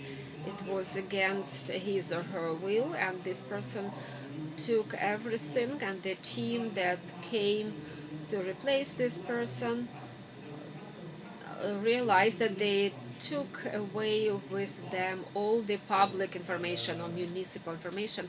It was not this person's property, but the municipally owned information. Open data charter is something that we support, and every community should commit to developing this sector, and we are communicating with the open data charter body authority. At the next session, we expect that the local council would adopt this program, and will make sure that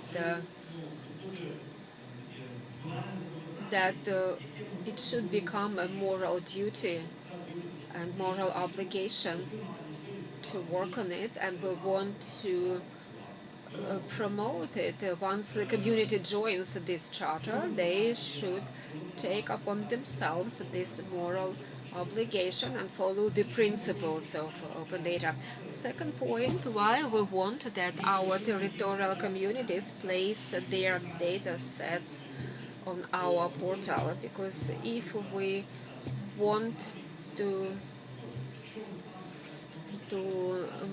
manage this process really well, and if they have run into narrow, we want to be able to resolve their problem independently, so that they don't lose their motivation and their desire to proceed with that. And the last objective, which is crucial, very important for us, the budget of the region, 3 billion hryvnias.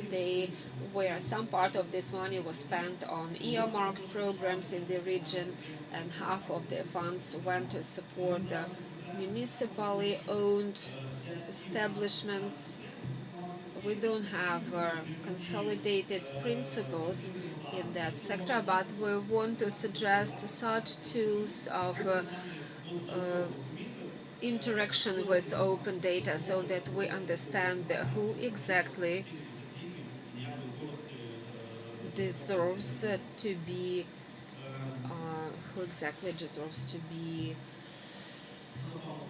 supported, and who is doing really good things for their communities.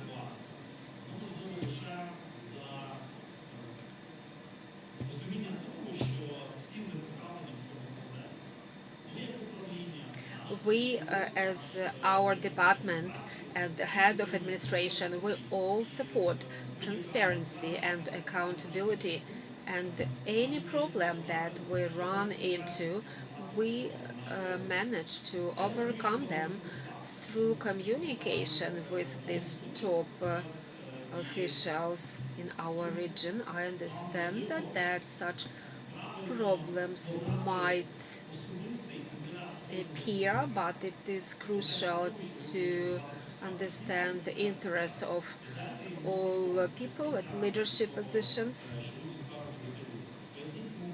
explain to them advantages and disadvantages for any organization, try to understand that when you develop the open data domain, you'll be able to understand better situation and make more informed decisions.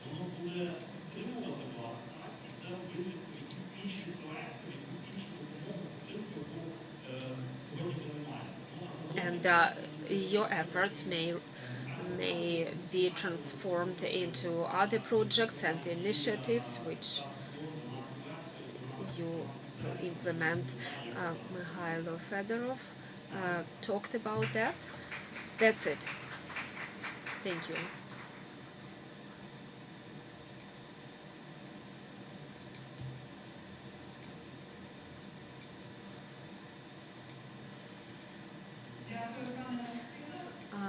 Thank you, Mr. Maxim. Very happy to realize that open data initiatives are taking place not only nationwide but in the regional dimension.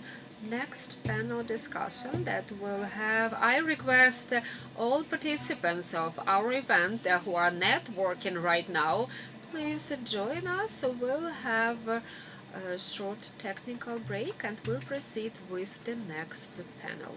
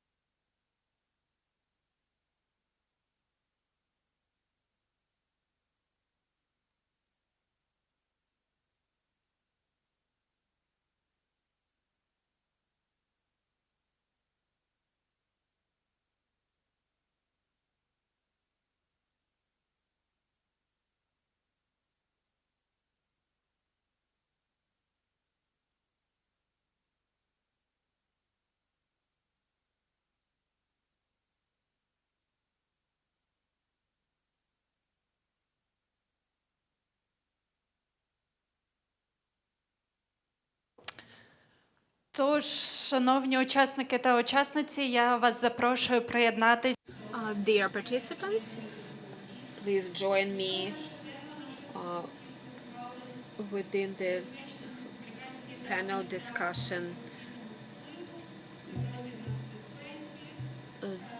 Contrary to the previous panel discussions dedicated to threats to national security and the balance of transparency and security, this panel discussion will be dedicated to information field journalism, data journalism to counter corruption and disinformation. I would like all of you to welcome Sevgil Musaeva, Editor-in-Chief of Ukrainian Pravda, to moderate this panel discussion. Welcome Roman Kuchitsky, Editor-in-Chief of Texty.org.ua, Maxim Apanasenko, editor of Bihus.info, Pavlo Fialkovsky, analyst of OSINT agency Molfar, and Dmitro Denkov, editor-in-chief of the Economic Pravda. Roman Kurchinsky is not there yet and hope he'll join us shortly. First of all, I would like to say that this is a brilliant panel on that can discuss this topic. Best experts ever. I would call Roman as father of data journalism. You've been doing it over the past 10 years. You know very well their projects, and you know very well their accomplishments. Dmitro Denkov, of course, I cannot help expressing my appreciation of my colleague. 1 year ago, they launched the project Open Data Chart, a weekly monitoring project, and it helps to look at the data journalism differently. USAID agency Molfar is one of my favorite companies. Artem Starasek was featuring in one of the recent projects to produce video, bihus.info, and you guys, you've been on the top of all publications over the past weeks. I would like to start by addressing the topic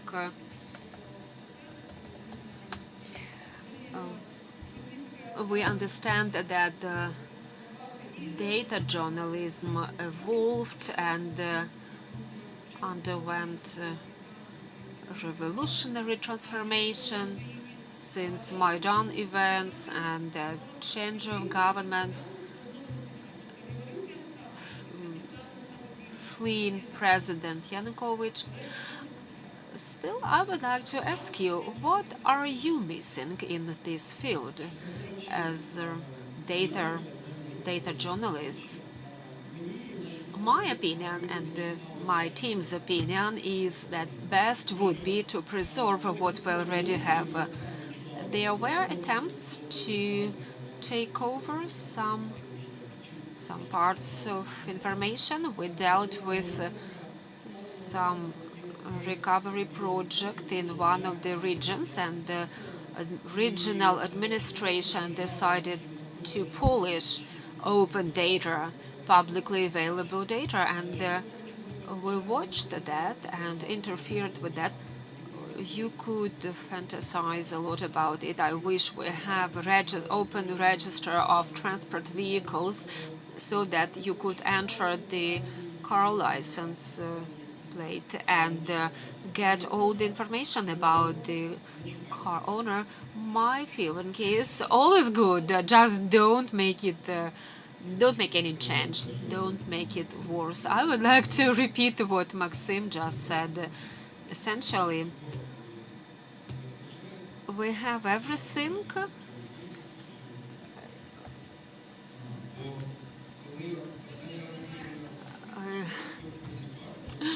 Your henchman Posipake project, is it open yet? That's the only thing I would say. But the car license plates, I will tell you later about it.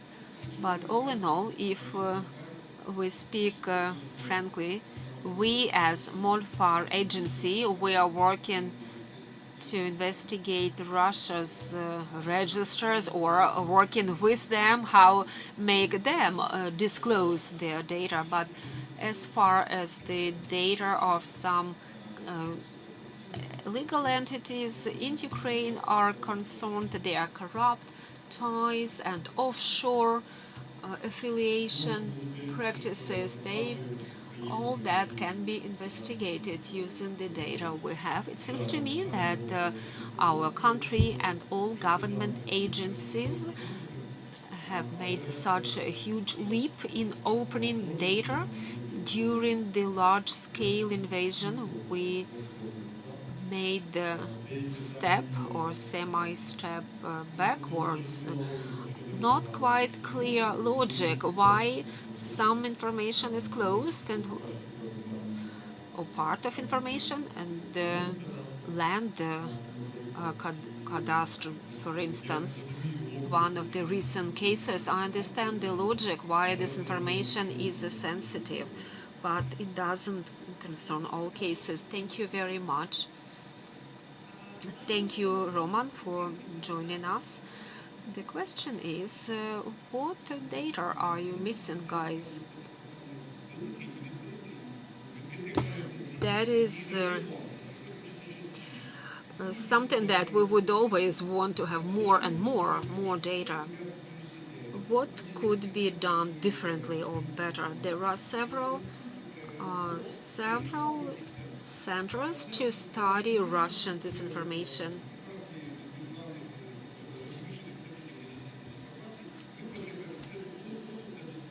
Some information can be displayed and made publicly available for propaganda narratives and for AI researchers. Also, of course, the full-scale war became such a challenge for open data, and this topic was presented at the panel preceding this one. I would like to ask you how the war has affected your sector, your domain, and what is your choice?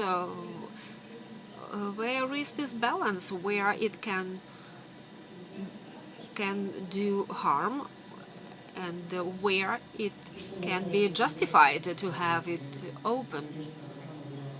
Maxim, since 2022 we started working more and more on the Russian cases. Center, not so much as a MOLFAR agency, but we discovered a lot of foreign or international registers, including Russian ones, trying to search for Russian assets, concealed assets.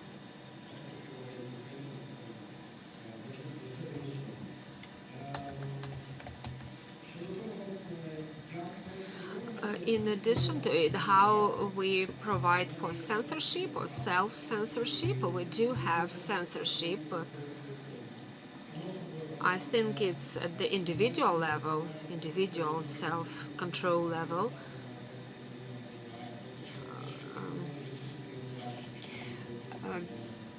We don't disclose personal information even when we talk about such renegades, because it may result in shelling their property, their whereabouts, but the topic related to military operations will limit providing information that may influence our foreign partners. We don't want to portray corrupt stories and corrupt individuals so that our foreign international partners get so tired of this and so unwilling to keep on supporting Ukraine. That is briefly about it. Pavlo? Our activity is less connected to publicly portraying criminals and civil servants who are engaged in such deeds. We don't disclose all those cases. We disclose rather everything on the Russian individuals. We are rather closed in that sense, and we have no special editorial policy as regards that, because we work less with that. Dima, when we created our weekly chart, I imagined myself that we would feature more materials and data in the field of economy and trends so that we can arrive at certain conclusions. But I thought that maybe not the information that is so interesting for media, for journalists, and I thought that it would be rather for our internal reviews and scrutiny, but it turned out that we work a lot with external data, data about Poland and our other neighbors, and that is up to the readers, and we see that that is interesting and essential for them.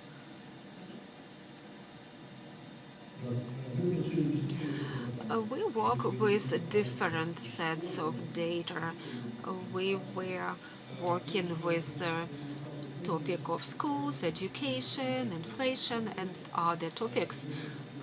Since the outbreak of the full-scale invasion, we switched to other topics and we focus on review of the data, war-related data, such as maps. Can we show some information or can we not? Satellite images that show everything, and it's clear that our line of defense is not as strongly protected.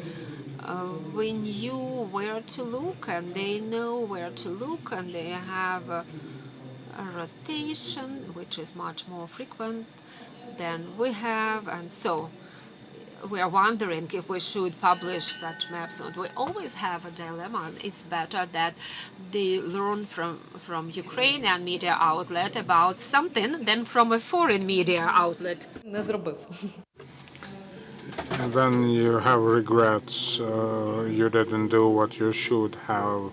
You mentioned NYT. I remember Gil on return from U.S.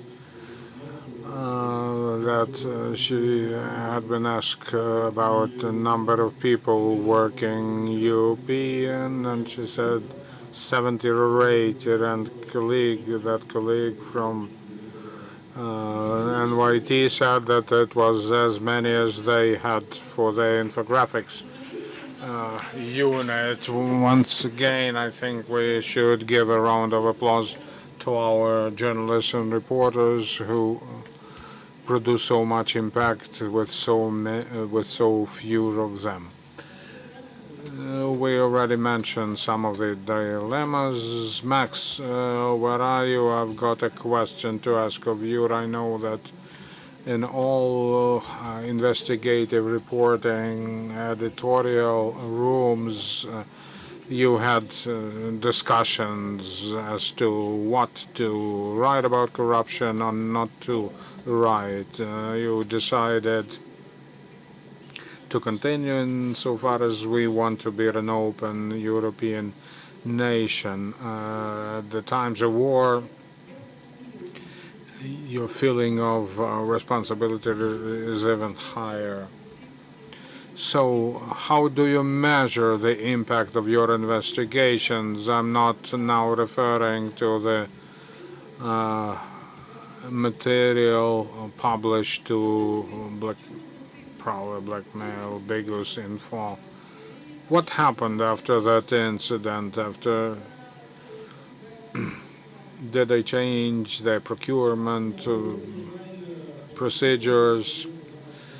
Well, for some reason that I deplore, dismissal seems to be the only punishment. You've embezzled $1 million, you were dismissed, you did some wild things at your ministry, you were fired. Well, too many dismissals, but too few convictions. Well, there are some cases launched, but they lead to nothing. Deputy Head of National Police, Mr. Pishwak, was dismissed. My colleagues had found Russian ID in his family, Ror Hostomel. administration embezzled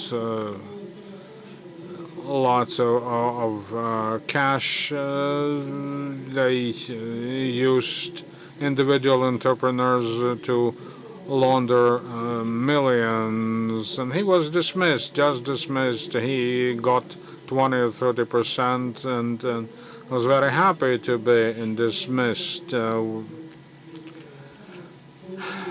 Someone put it properly. Unfortunately, the rules of the game aren't changed as often as they are exposed to be swindling. Anti-AC reporters and journalists are heard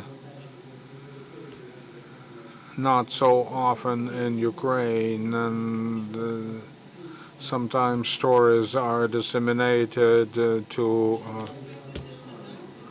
play down their characters. But as a matter of fact, this is not true. We fell in love with Behusin for even more after that situation. But at any rate, how do you protect yourself if stories like that come into the open? And even physically, is there any drill you do that Kulibayev related story? The number of suspects is fairly broad. In the past year, you did a story in Kulibayev. So, is there any procedure you activate? We don't have bodyguards to. Well, it's just common sense and adequate paranoia that we resort to protect ourselves. Regularly, we check up our gadgets, our equipment. We know what double authentication is in terms of, well, physical safety and protection. You, for instance, you can get lots of info on how to cut tails, how to protect your homes. But look, those who wanted to harm you can do that. We had 3 dozen SBU guys cruising our neighborhood, but nobody mattered. So just this sanity and adequacy. We don't message each other on some sensitive topics. It's best to discuss that P2P, but we do briefings, and of course during briefings you can't but raise some of the sensitive things. And well, last year when we did some of them, next day we'd get some messages that praised our dedication. So if you think we take some extraordinary steps in order to protect ourselves, I won't share any of those. Weekly chart was launched about a year ago, right? But you've picked up pace since then. To do a data-driven journalism publication every week is, well, super cool. Could you share a bit about your project? How did you conceive of it? How has it changed over this year? And maybe some of the cases that came up as a surprise to you. Well, yes, we do weekly charts weekly at EP, and Yes, we've been in existence for slightly more than a year, and we did about 50 coverages over that time, gathering 1.5 million unique hits. Well, our messages are brief and stories. Speaking of the technical side, we use observable as our primary resource, and they maintain their own library named Pilot, and we adapted our approach so as to be able to transfer well, ready-made codes. You can work as a team and then just transfer the code to the stack, and we adapted ours to suit our end. It's nothing like a wow effect. We don't spend a lot of time. We have never had a goal like that. We can't consciously decided against taking this route, and we favored standardized tools. Sure. Нині графіки використовують.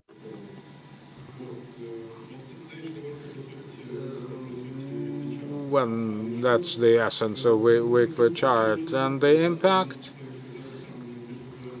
If you take the most popular articles we did, Poland is leading. Oh well, we'll talk about that later. One or luxury vehicles, about 50,000. Well, it tells the story of increased purchases of luxury cars made by Ukrainians. DDJ is not just publishing data, it's processing them, it's digesting them and making certain conclusions, certain findings. So if we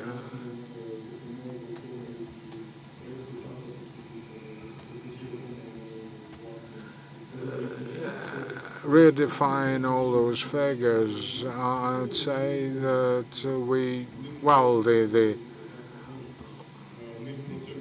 the greatest accomplishment is that we had never had a unit like that before, and now that we have it, we are going to go all the way, and next, so weekly chart or something different will live its own life. It's gonna be a product, a self-sustainable one. Are you planning any smaller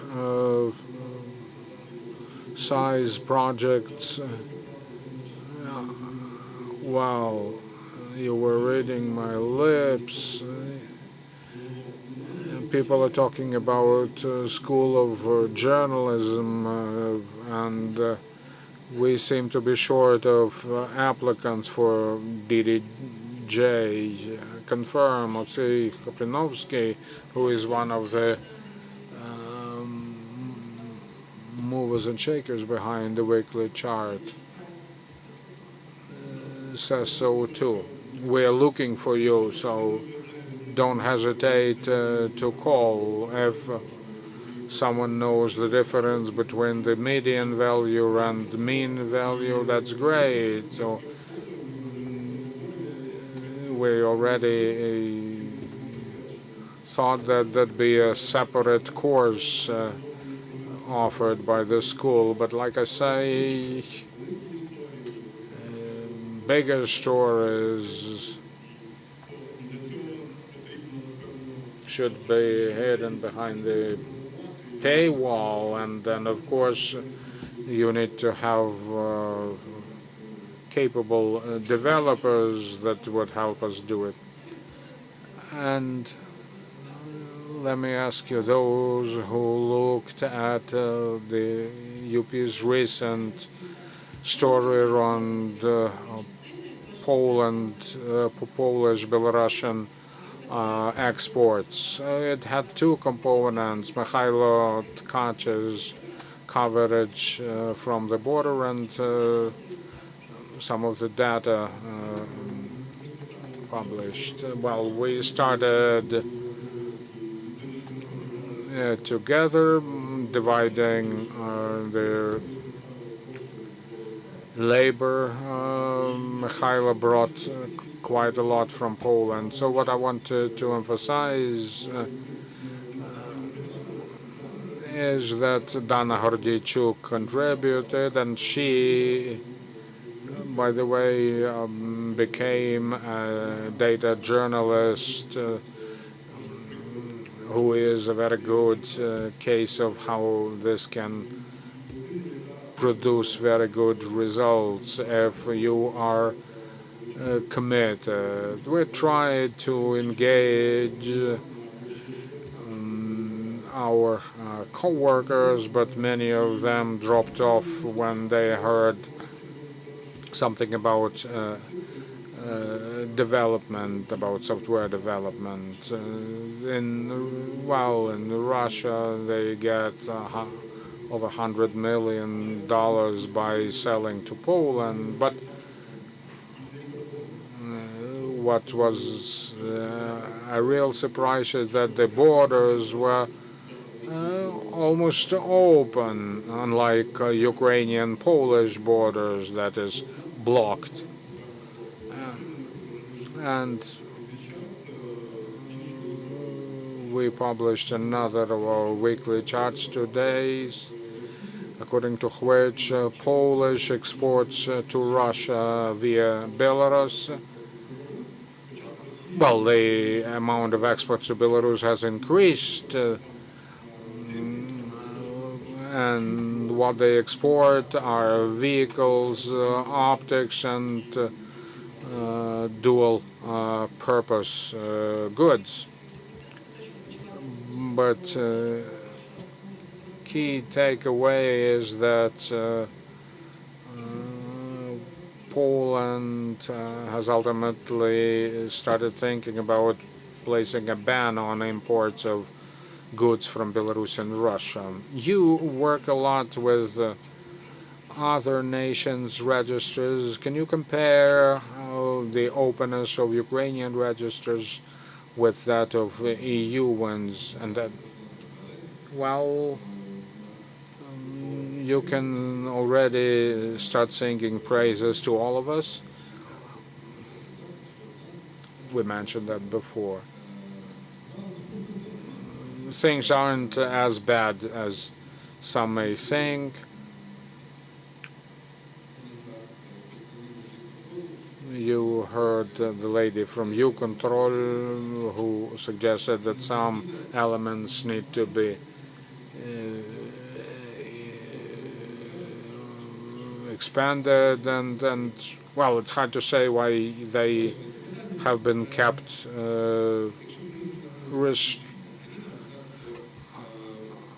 under restraint. Anyway, in Europe, things aren't as bad either, unless it touches upon some offshore things like Cyprus or Malta, where you pay for access and get in return something with very much restricted access. US, UK are probably the most open in this respect, with the exception of Delaware, where you can hide virtually everything.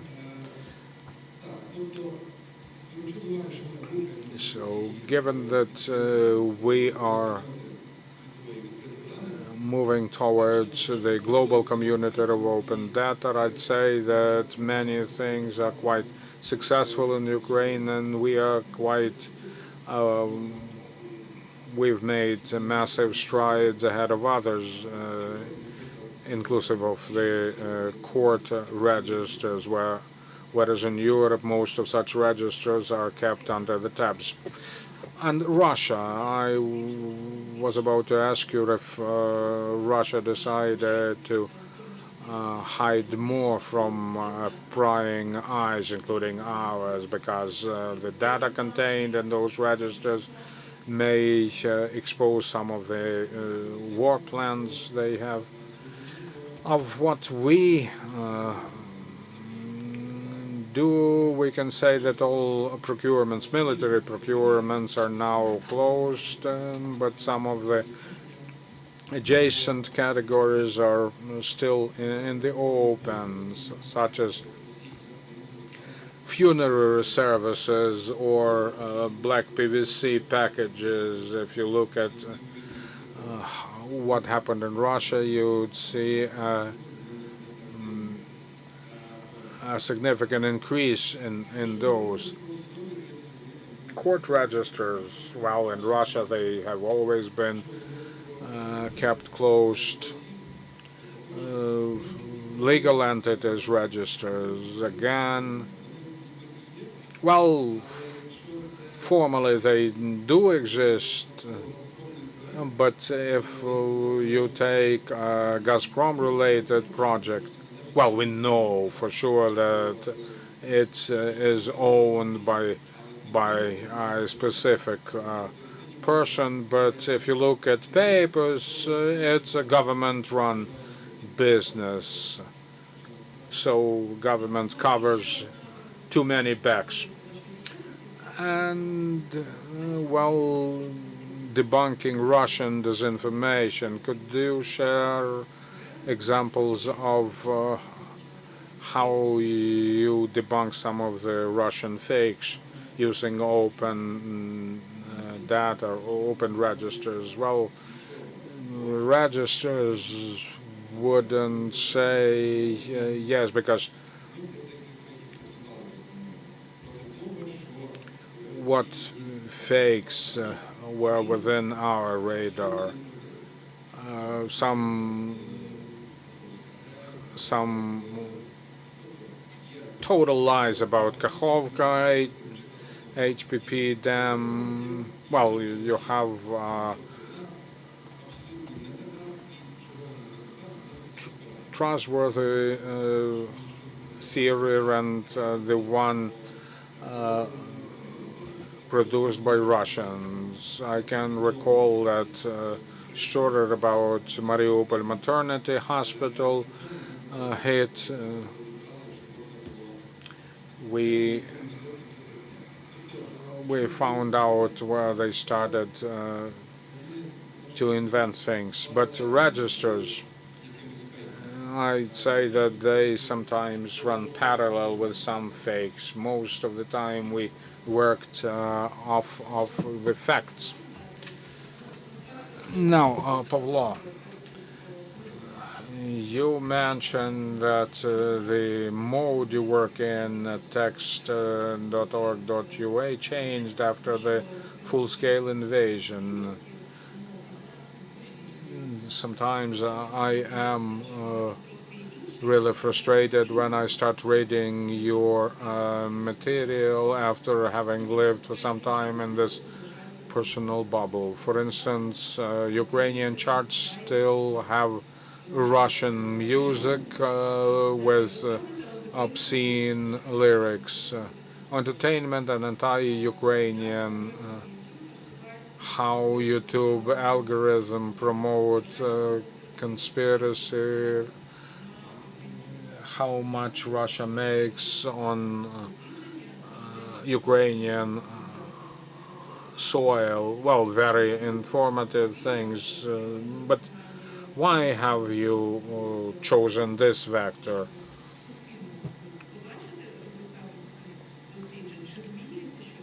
Has anything changed after you published your investigations. Recently, I took part in Sigma International DDJ competition, and many replicants explained what impact they thought had happened. If it's a UK, US applicant, then it was clear. Congressman in Mexico, fine. Maximum impact was that the city hall decided to put a special plaque or sign somewhere. No,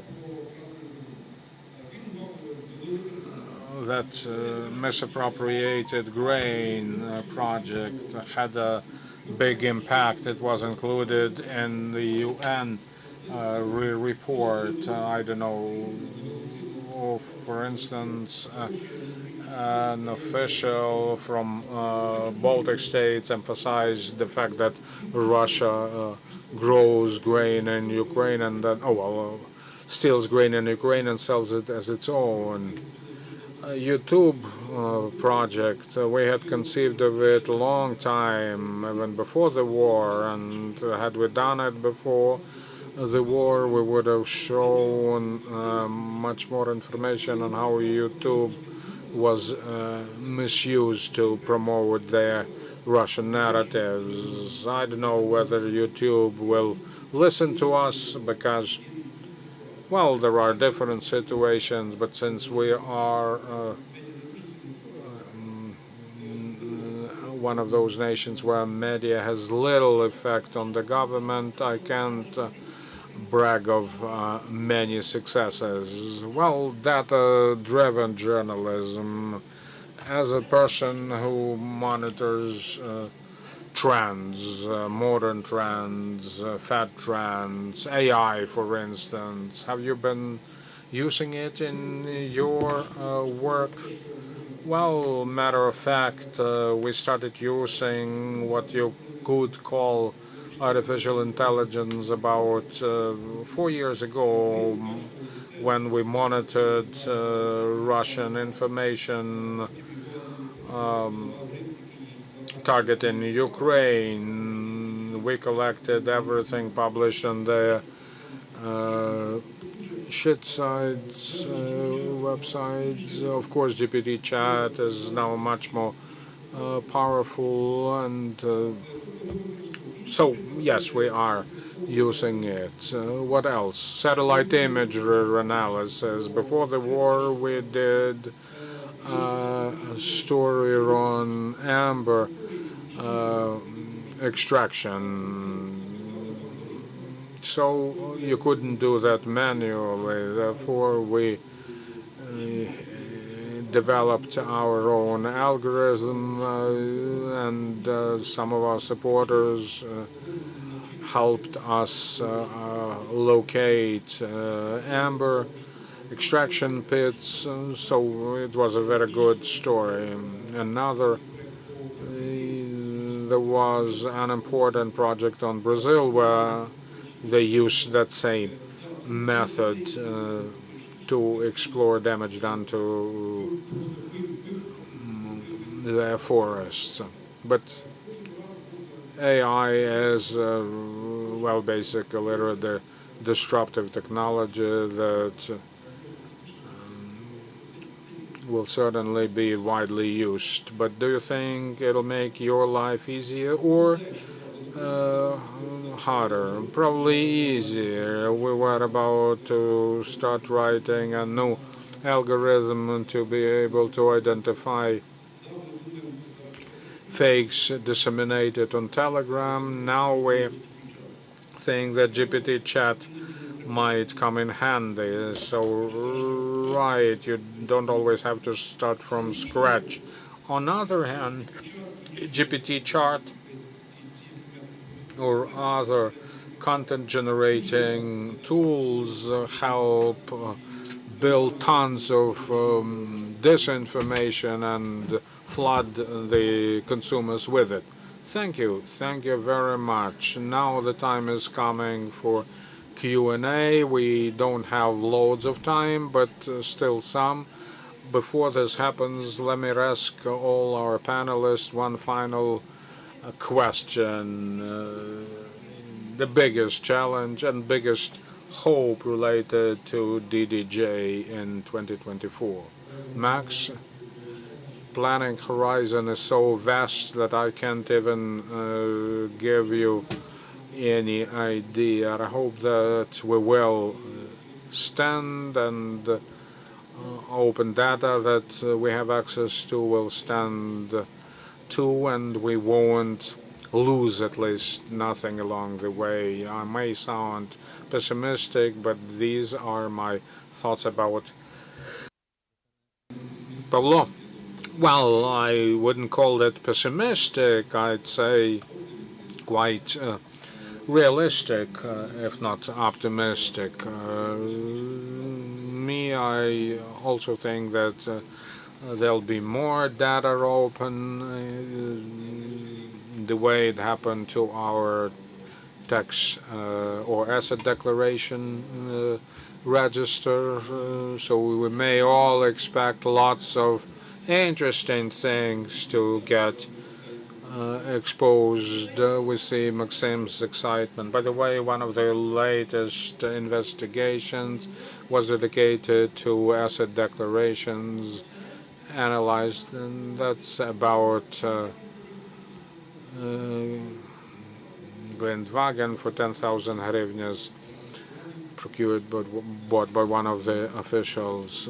Well, we heard about increasingly more open data made available to us, and we hope that the Office of Transformation will actually meet us halfway. The biggest challenge is humans. One story I'd like to share. One of the editors of a leading outlet recommended the guy who wanted to specialize in DDJ. I explain him what it takes. Next day he never pick up the phone. So finding people who would like to associate themselves with data journalism and then create platforms that would help people who have relevant expertise share it with others. Roman, biggest challenge. 4 of our leading DDJs are in the army, and another. Well, AI, by late AI, we may expect to have many more opportunities brought to our life by AI, including opportunities for disinformation. Please, over to you. Extremely interesting discussion. Bravo. Excellent moderation, Sergey. Thank you. YouControl as a service that works with the media. We want to do better and be more efficient. What information do you need and what assistance do you need from us and other similar services to make your job better and easier? Thank you. Who is willing to take this question? Dmitro? Yes, I'll take it. First of all, thank you, YouControl. Without your efforts, our job would be much more difficult and challenging. What else to add? Just don't take away anything from it, from what you already have. And second point, unfortunately, journalists having extensive experience in the media in general, but without special experience in data journalism. The first question they ask, clarity, YouControl, I have never seen them. And if you can walk in a broader fashion to provide for information and awareness raising for those individuals who have no prior experience in this field. That would help us to understand, so that people get more educated about it, how to work with those tools. People may not understand what else is there and how to use it. That is why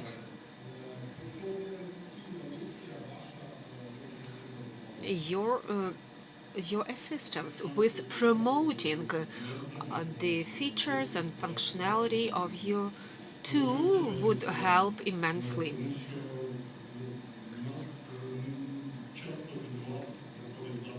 Often we receive inquiries, but we have everything actually. Thank you very much. Our time is over. We complied with a 45 minutes time slot requirement. Great thanks to our panelists. Thank you for your amazing, important work. And now, a few words about the series which we produced, How to Advocate for Open Data. It appeared on DIA Education recently, and the great number of people who are present in this hall participated in creating this video. Let's watch this promotional video. Thank you very much. Дякую. Дякую, пані Thank you, Sepil, and thank you, dear participants. I would like to say thank you for your hard work. After a hard day at work, I come back home and I watch your investigative journalism materials, bihus.info. Great thanks to you and your editorial teams. You asked how to become a really cool professional in data journalism, and we suggest that if you want to try yourself out in data journalism, if you want to visualize data, we will be launching the training for journalists. You can apply until 20th of March. We'll have training sessions, and it will be it will feature speakers from pihus.info and other media outlets, and following this training you'll be able to develop skills how to create your own materials and publish them. Now we'll have a small break and we'll have the last panel. It will be my last presentation, and following that you'll have more opportunities for networking, and this information will be announced regarding what will be next after TAPAS project.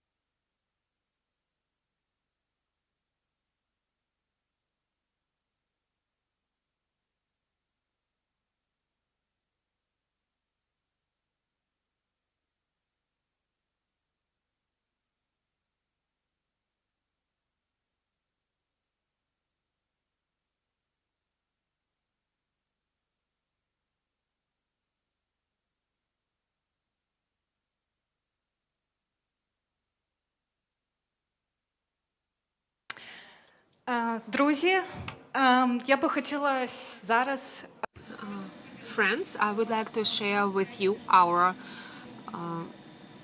information about our new project of international technical assistance. It's called Digital Transformation Activity, DTA, which is being launched, and we believe that the full operational activity of the DTA project will be launched starting from April. This project is supported by USAID and UK aid. This is going to be a huge challenge for us because part of the team, TAPAS team, will join DTA. And for your understanding, this project will be 6 times larger than TAPAS project. That would mean a huge growth for our team and the beneficiaries. There are 3 of them: Ministry of Digital Transformation, Ministry of Recovery, and Ministry of Economy. The budget of the project is substantial. It is a 5-year project, $150 million.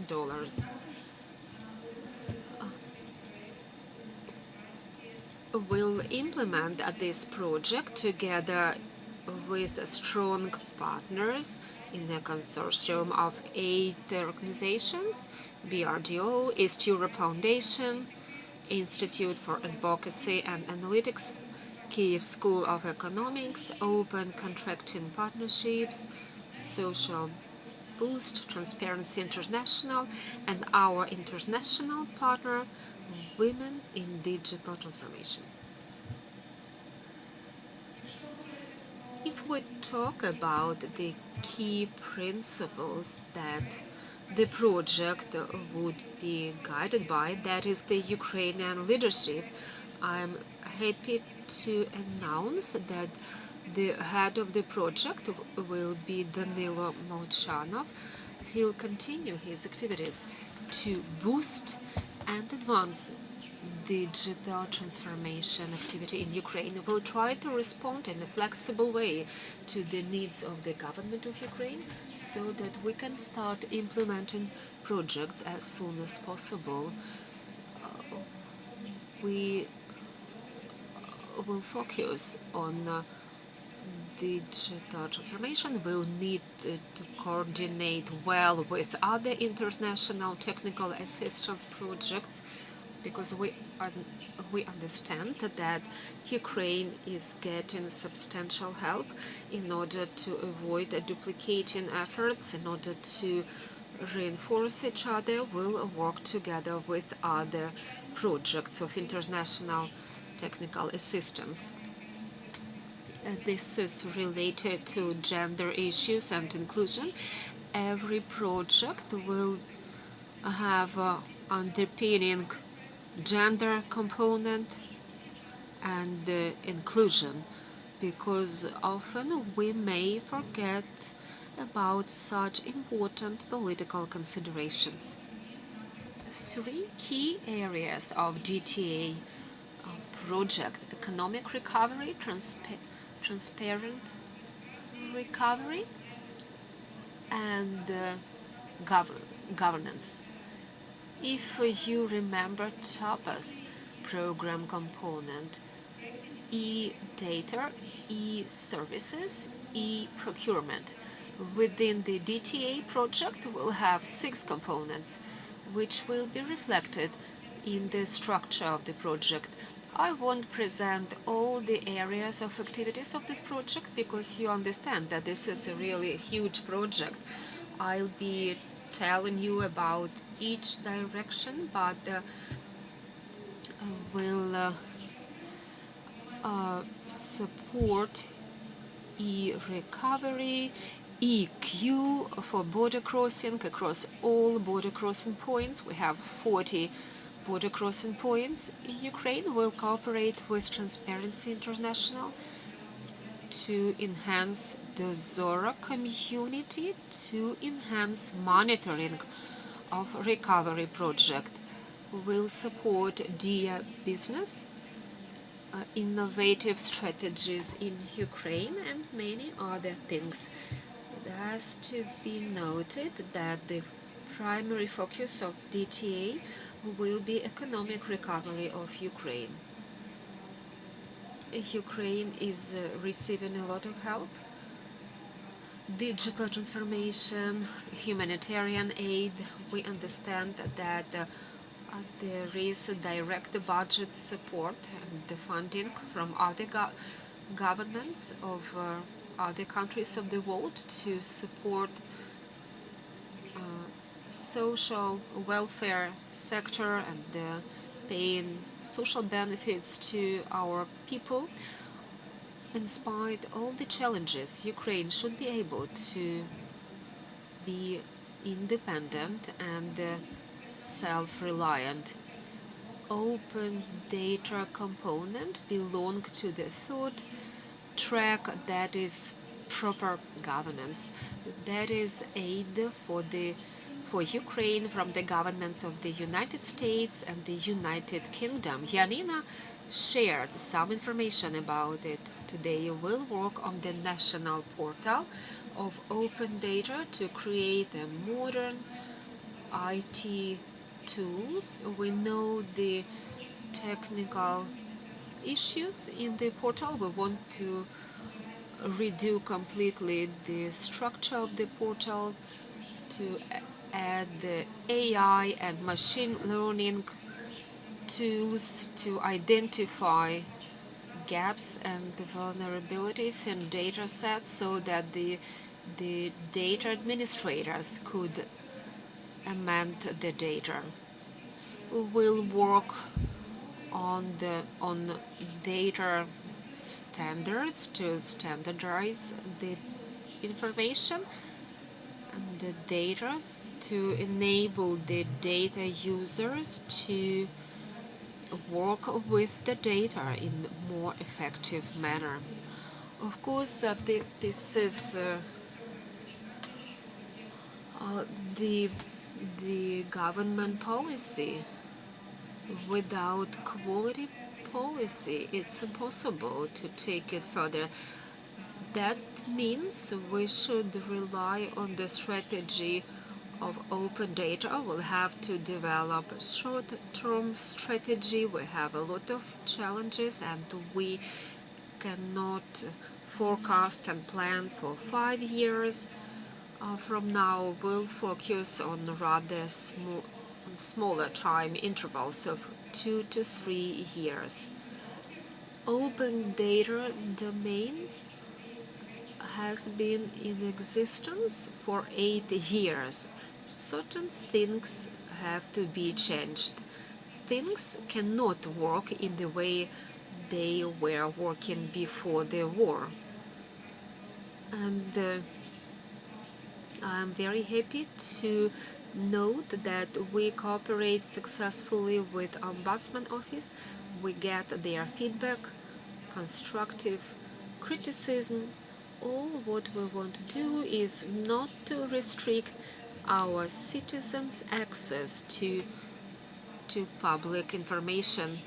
We can create a really comprehensive strategy and develop a portal, but unless our citizens have skills and competences, it cannot be really advanced. Of course, ranking open data administrators at the level of both the central executive authorities and local self-government bodies. We need to ensure people get trained and develop skills. BRDO and Transparency International are going to help us with that. If we talk about open data community, I'll have to mention that today's event is crucial because the first time since 2020 we have this major gathering of open data activists. We had COVID and then 2 years of the war, and we've got to consolidate efforts and come together. Every year we plan to hold competitions to allocate $120 to support startups based on open data. We'll have hackathons and many events for IT communities. I'm happy to introduce our partners in open data component, that is BRDO, East Europe Foundation, Transparency International, Women in Digital Transformation. Open data policy would have to be supported by such important components as gender equality and inclusion. We should watch how the war is affecting women and men. We see that a lot of women are taking care of their families and businesses.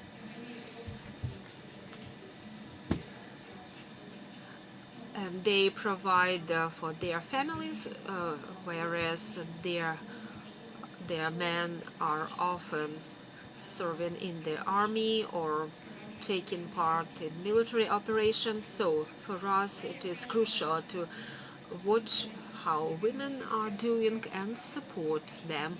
Natalia Mishina has been saying many times that men get discriminated too. Gender equality is about equality of men and women.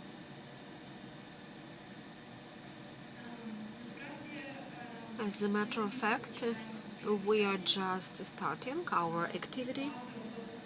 A lot of work is ahead of us, and using this opportunity, I would like to announce that we have many job openings. Just join our team. Perhaps I'll succeed in hunting several highly skilled individuals. We have the deadline March 15 in open data component 2. If there are some individuals among you who want to work with us within the next 5 years, feel free to join us. Scan QR code and we'll be happy to see you in our team. If you have questions, we can talk over coffee or drinks and during our networking following the event. Thank you very much for being here together with us. This is a truly crucial event, and it is opening door to next projects and next opportunities. Thank you all. Thank you for having joined us, dear partners, dear participants, and thank you for this extremely interesting day.